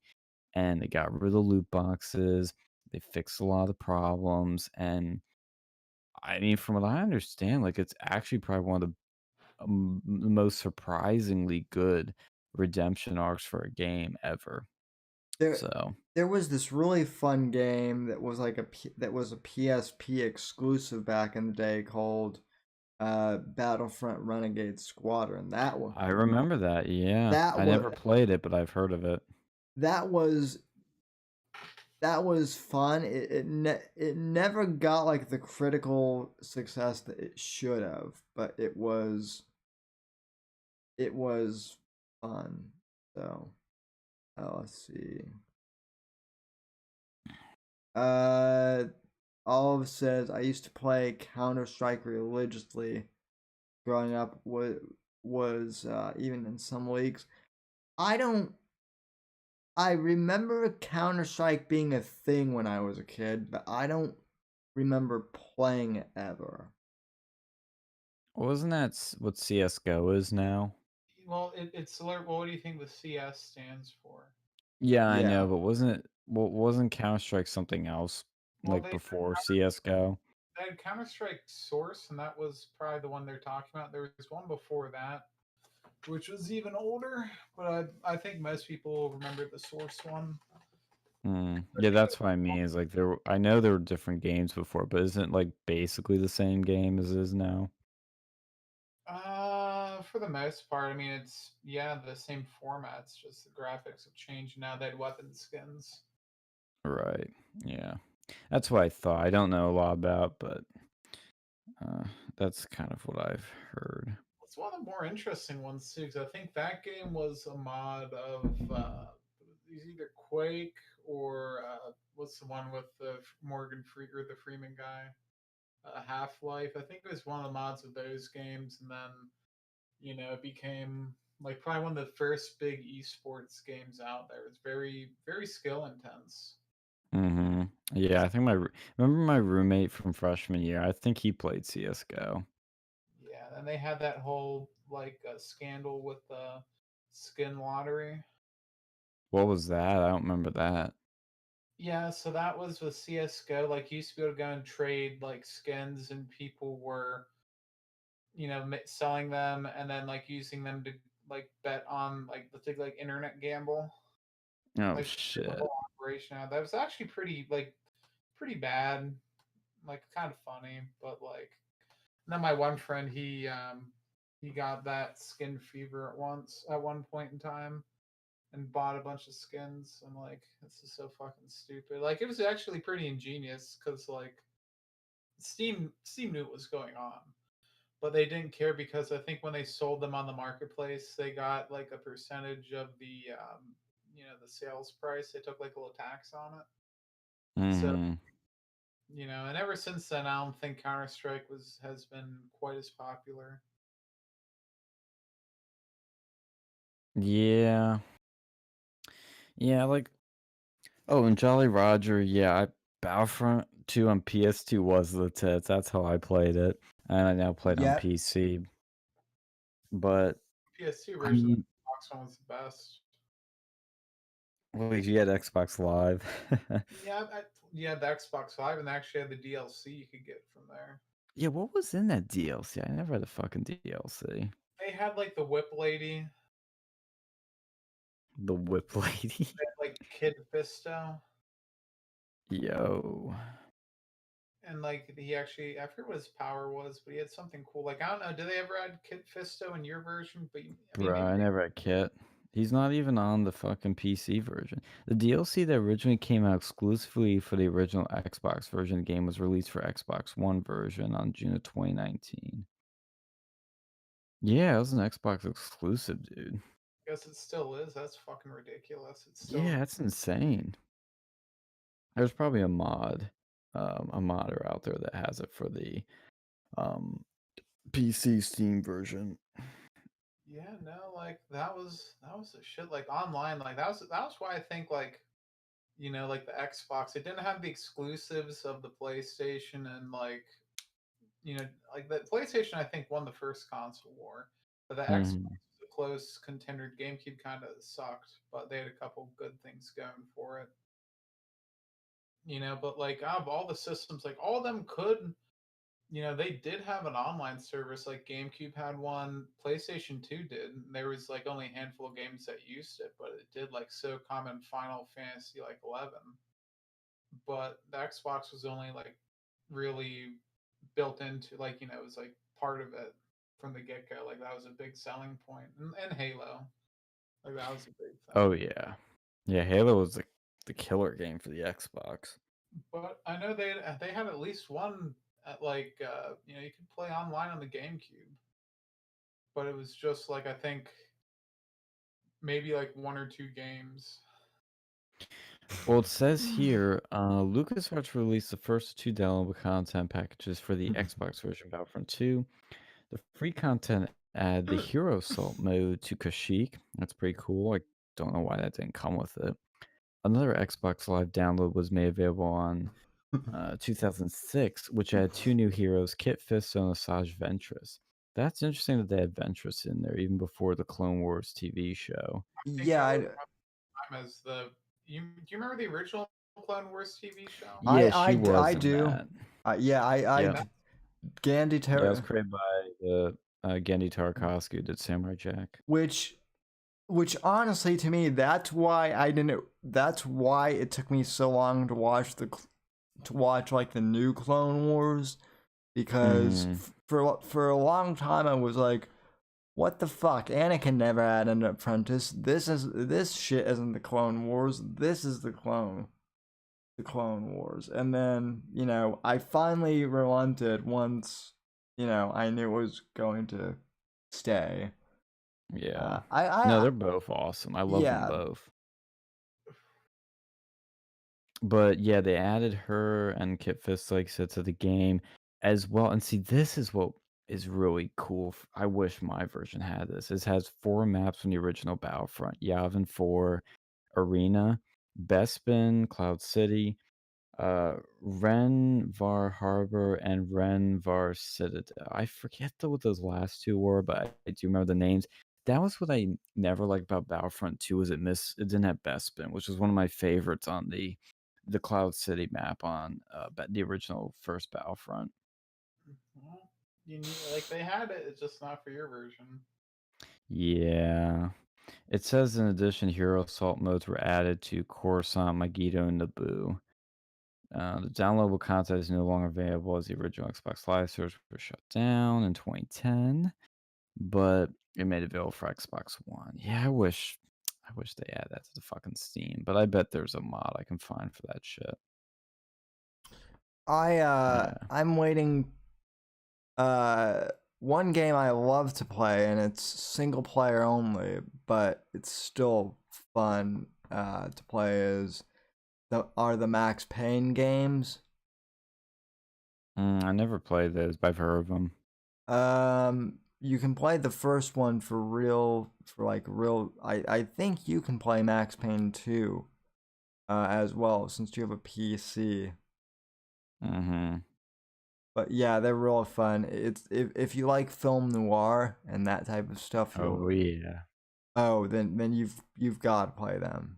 You'll love them. It's basically like a detective, and you just go around like killing guys. I mean, the control is like, it's real basic in terms of like controls, but the story is like really cinematic. You'll love it. So Oh yeah, it's created by Rockstar. Yeah, I'm yeah. definitely interested. Intrigued I am. Did you ever play Halo? I mean, I never owned an Xbox, but I knew someone who had one, and I would always. So yes, I did. So You just didn't own it. You just played on the friends. yeah. Yeah, that's something. Honestly, I missed out on Halo because it looked like a lot of fucking fun, but I never had an Xbox. But I'm excited for the new Halo because it has a good potential to be good chance to be good. I don't know, man. I have a bad feeling about the new Halo. Bungie, or what was it, 343 343. has not met up to like Bungie's shit with Halo. Oh, I know. That's what I've heard people say, but I think what's gonna happen is they're gonna fuck it up on launch, and it's gonna be like kind of. I don't want to say it's gonna be like Battlefront 2, the new one, where it eventually gets good like 2 years later. But I think they're gonna fuck it up on launch, and then after like a few months to a year, people will be like, "Oh, it's good now." I think that's what's gonna happen. Well, this brings up my major problem with games just in general, and I know I've ranted about this before, but like back in the day growing up, back in my day, because I'm an old codger, when you got a game, it was a finished product, right? Yeah, So it still broken and glitchy. Now, see, if you look at the old Super Nintendo games, like I was playing an emulator with my brother a while ago. Half of those are complete shit. There's some good ones, and that's the only ones people remember. But for every good fucking Super Nintendo game, there was probably 5 like garbage, like broken fucking games. yeah, that's true, but the point being is like, okay, so take the original Battlefield games that we love. Those were complete games. Like LucasArts took the time to make sure that those games were fucking good. Now, with games and with them being able to do updates, I mean, I don't know. Maybe this is just me, but it kind of feels like the gaming industry has taken the, we can half-ass this shit because we can always go back and fix it later with updates. You know, like That's definitely what they do now, but like when I was playing Battlefront 2, the original, there's still major glitches in that. Like when you die on Mustafar and several other planets, you'll fall through the fucking map. oh yeah, And oh yeah, there's nothing game breaking though. it's Look at the camera controls for like any game made pre like PS2 era. Yeah. I Like not mean, like really Xbox 360. Back when look at like Spyro, like all of them, all these adventure games had like the shittiest camera controls. I mean, Mhm. I'm not saying the games were perfect back then either. I'm not saying that. But to me it seems like they deliberately half-ass shit now because they can go, you know, like shit that you know that they should be able to, you know, take care of early on, they don't. Uh yeah. Morgan says Well, it perfectly. Now they want they you had to now they want you to pre-order unfinished. Yeah, shit. So they had no choice back then. Like that's the thing. Not me. That was a good thing in some aspects, but there's been a bunch of games too that like you know toward especially like Super Nintendo, those ones like before they had save functionality, it was a lot more common to see it like with I think there was one. It was some like it wasn't like it was like this sort of like like futuristic like game show thing where you kill people in the game show. The final boss was like bugged or whatever, and you couldn't beat it. You couldn't beat the game. Like, and there was a bunch of stuff like that. pre-ordered. But it Olive says Bruh. pre-ordered ruined gaming. pre-orders were Mhm. I hated pre-order bonuses like back when those were like a lot more prevalent. Yeah, I think the internet ruined gaming. yeah, Nah, but it ruined it in some ways, but it kind of enabled like whole genres of games Oh that yeah. previously. Like it's a double-edged sword. Completely like I mean, multiplayer wouldn't fucking exist without the internet. No, As we know it. it'd be split screen like LAN, but Yeah, that that's gay. I mean, it's well, fun. Like co-op was really fun, like for Battlefront, but you know, it's you want to get online. yeah. Well, I yeah, mean, that's a whole that could be a whole nother stream for, you know, but like people say the same thing about music, like the internet ruined music. That's what some people say. Now to me, like, and Double-edged sword. to me it's a double-edged sword. Like, I know you don't like music streaming, but like for me in high school, like personally, I wouldn't have discovered Fleetwood Mac if it weren't Oh for man. if it if it weren't. Now, I mean, my parents knew who Fleetwood Mac was, but like, you know, I discovered them on my own through that. I discovered King Crimson on my own through the internet because of, you know. Yeah. So No, I'm it's kind of the same way where it's like I think the internet was mostly a gain for music because you could discover way more, but the exactly downside was that albums kind of I mean, yeah, albums still exist, but albums as an experience don't really exist as much anymore, and people just fucking buy singles and that's it. well, But that happened before, so although like although personally, like if you're one of my friends, I'll make you. I'm the one who makes you buy the whole album or add it to your streaming service or whatever, and yeah. listen to the whole thing, and then I always get the inevitable. Oh my God, Sam, you were right to listen to this whole thing. So Yeah. Well, it's a shame too because I think a lot of modern artists don't put a lot of effort into the full album. They do the hits and then everything else is like filler. not But not commercial, but I've actually been contacted right. by a few SoundCloud uh bands here in Florida that are actually pretty good. I will say. Oh yeah, no, I mean the modern music I like is not commercial by any means, and they still do like full album experiences. But yeah, a lot of these like you look at like Adele's like famous album 21. It's you can see the hits and you can see the filler. Like it's pretty Yeah. clear. I'm not saying the filler is bad compared to everything else, but you can tell that it was like, some of the filler might be some like hidden gems for some people, but it's mostly like just clear filler. Yeah, I miss the 1980s when it comes to music.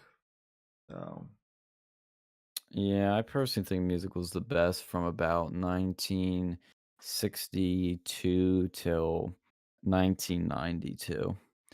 yeah, I mean, I'm same being here. generous when I say 92, Yeah, but same here. That's yeah, that's kind of my range too. Um yeah.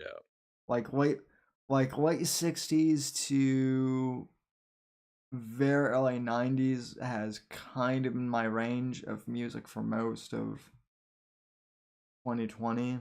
I've just, kind of like in my daily listening. So, Mhm. um Bruh.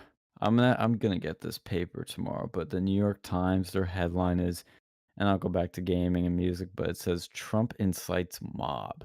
That's yeah. their fucking headline. Oh no, man, feel free to jump around. That's what this podcast has basically become. Yeah. Yeah, I don't know. It's like I'm kind of getting I've gone I don't know how you guys feel, but for me politics kind of got boring around kind of when I got out of college, I'd say like 2018, 2019 it started to get really like 2019 was boring, and then 2020 was just a fucking year of depression and nothingness, and kind of like lost interest. Like I started losing interest right after CPAC, right when COVID started. And like I don't know, I've kind of my interest is coming back, but I mean I I'm I like have you said enough before, Sam, I get more interested in talking about music and culture, gaming, movies. I have enough interest in it to cover it for the show, but honestly, the only time I really pay attention to politics now is when I'm doing show prep. And I mean, I'm happy to say it took me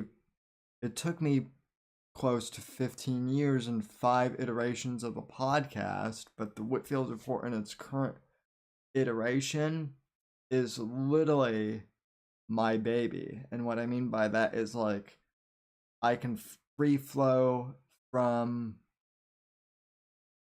uh I can free flow from politics to music to movies to talking to you guys, whatever, and Mhm. do 4 hours because I'm no longer intentionally trying to be like, oh, maybe I can hook into Turning Point and do a podcast for them.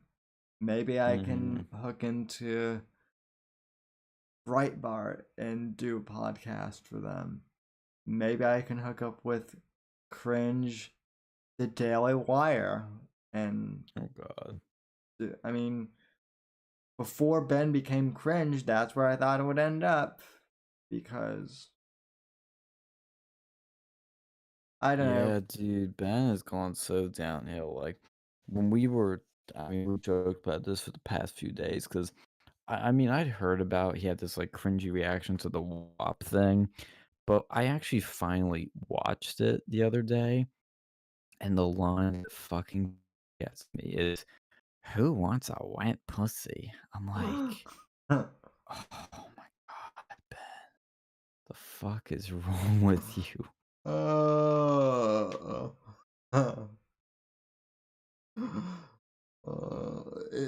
it break. You know, party I take that back. Part of me does want to go work for the Daily Wire just so that I can pull an Andrew and like post centerfold pictures on on Ben's office wall. Uh, Yeah, I heard he'd do that to fuck with him. Oh, and from I've heard stories, and of course, yeah, I do wax poetic because I admire him. But from what I've heard, he was just a funny guy, and that's Yeah, he was a troll. and that's me. I'm not out to really. I just want people to laugh. I'm a guy who I'm a guy who's jocular, but if you piss me off, I get righteously indignant. So Mm-hmm. Well, apparently they have the name of the buffalo cap guy. Yeah, they found that out quite quickly. Dude, what's with all this shit? First, Chevron of all companies is like condemning the violence and saying how we need to come together and blah blah blah. Now fucking Chase, their CEO, I strongly condemn the violence in our nation's capital. This is not who we are as a people or our country. We are better than this. Our elected officials have a responsibility to call for an end to the violence, accept the results, and as our democracy has for hundreds of years support the peaceful transition of power. Now is the time to come together to strengthen our exceptional union. What's with all those fucking world corporations again now tweeting shit about this? Like nobody fucking like just don't you're here to fucking sell shit and do whatever you do. Like Chevron here to sells gas, not give us like woke statements. But if Trump gets banned from everything, he's gonna be on Parler now. So I wonder how it's gonna shake things up. Parler ain't gonna be ready for it. Thing's gonna crash. Oh yeah, they I don't know what they're doing like financially, or how they're doing financially, or what they're doing with their shit. Hmm. Dude, they're showing images of the ransacked Senate offices. Like there's papers everywhere. Holy shit.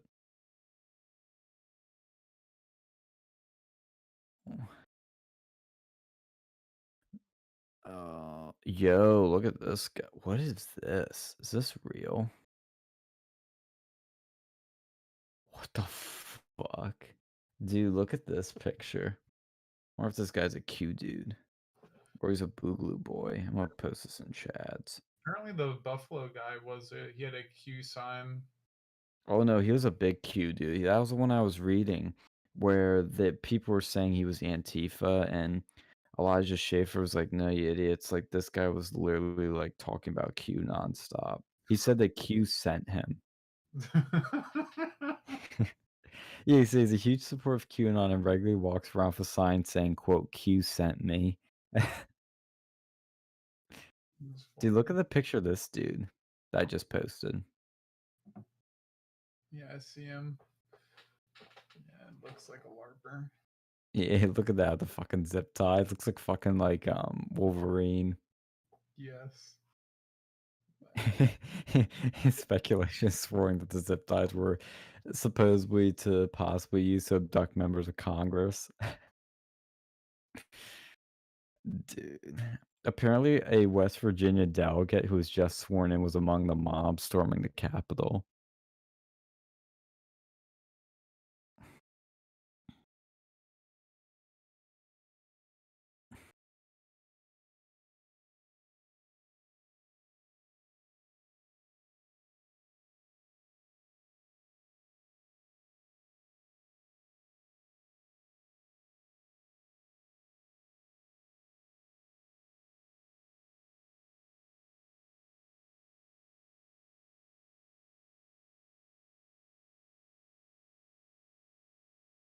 Hey, Sam, I got your text.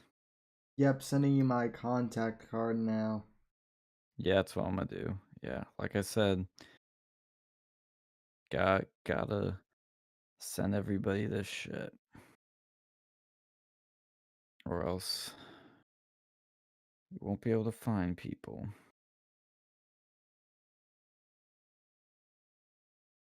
Create new contact. Oh, you do the you Oh, have a memoji. yeah, hold on.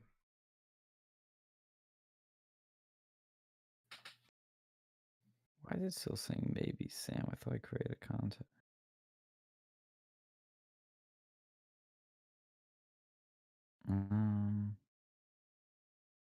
Sorry.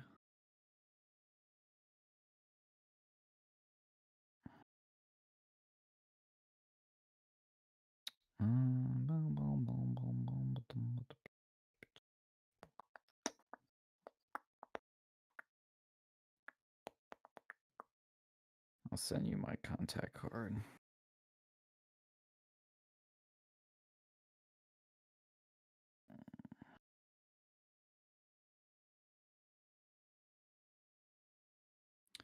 Share contact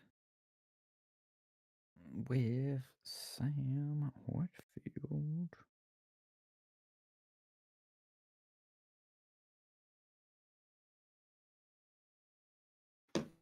All right. I'm going to scroll through Twitter a little bit more and then we will close the stream soon. What is this? I probably just upload this to Parlor. He quit MAGA. I can't handle it.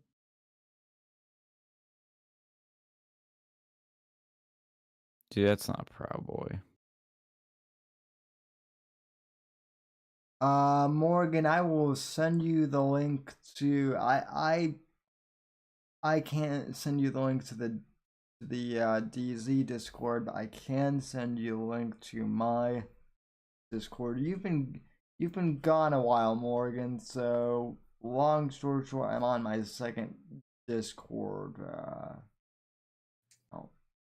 which is a story in and of itself. I remember that saga. Oh yes.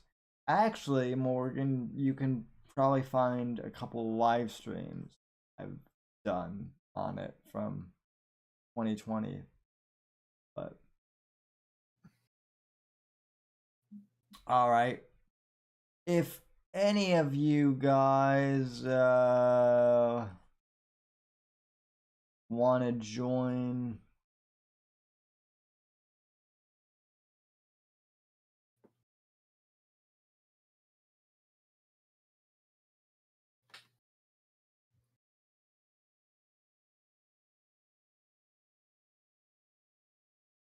What the fuck? When Lynn Wood supposedly said on Parlor during the whole storming of the Capitol, he said they let him in. Get the firing squads ready. Pence goes first.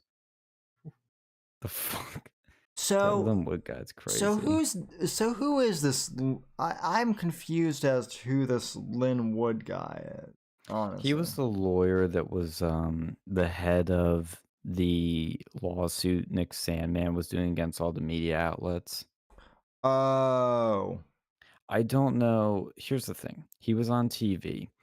I don't know how much he actually did for that lawsuit. I've heard conflicting things, so I really don't know how much he was really doing with that, but you know, take it for what you will. And he's just been going bonkers recently.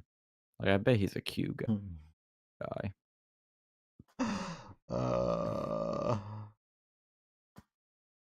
Sierra goes, I regularly jack off to my DMs with Sam's old account. Well, I mean, whatever does it for you, Sierra. Black Twitter. Oh, did you see this shit? People were saying that the reason that the Republicans were able to storm the Capitol is because of white privilege. Yes. Because the cops let them go because they were white. You know, that's funny because I think I posted it earlier. There was Black Panthers did the same thing in '67 with pretty much similar results. You know, and they didn't get shot. Yeah. You know, so there was more white people got shot than when the Black Panthers raided. So that goes out the fucking door. Mm-hmm.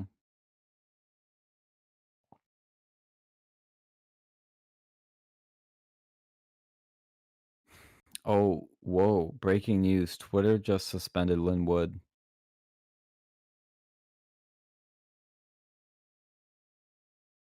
Yep. Not surprised.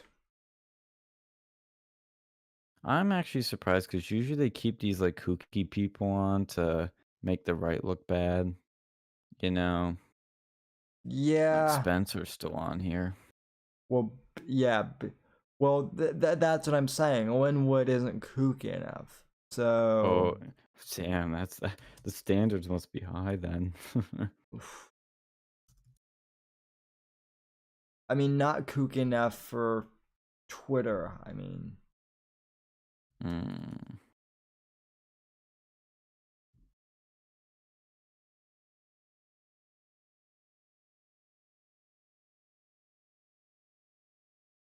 Yeah, his account's fucking suspended. Interesting.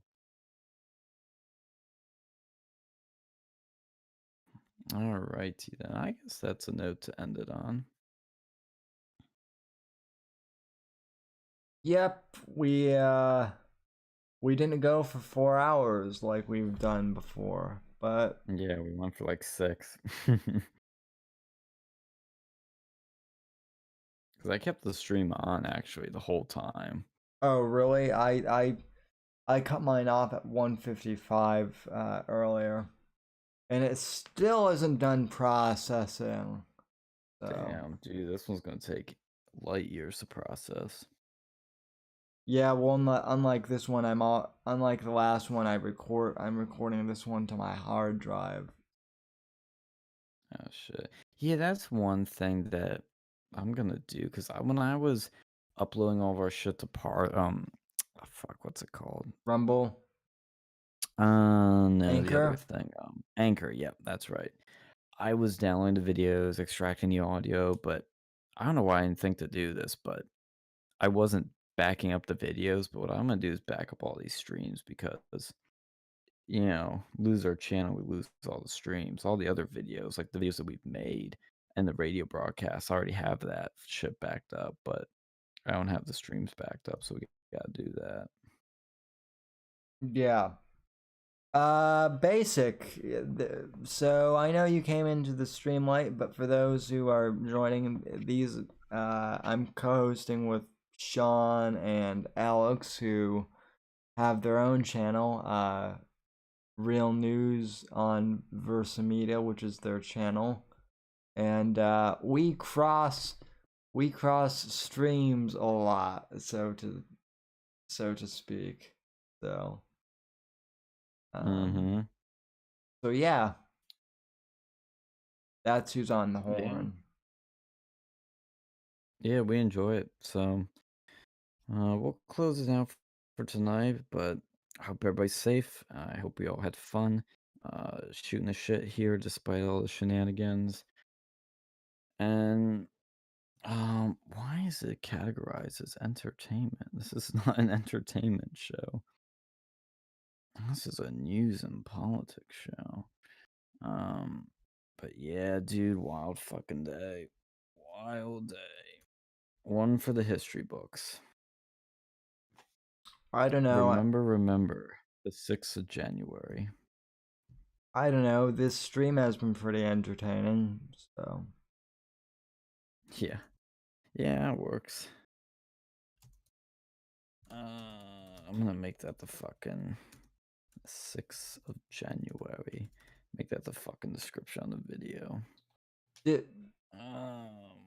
Discord, my Discord link is in the live chat. So before the stream ends, if anyone wants to hop in, feel free to do so. Bruh, remember the bass chime from the TPUSA meetings, Alex? Yeah.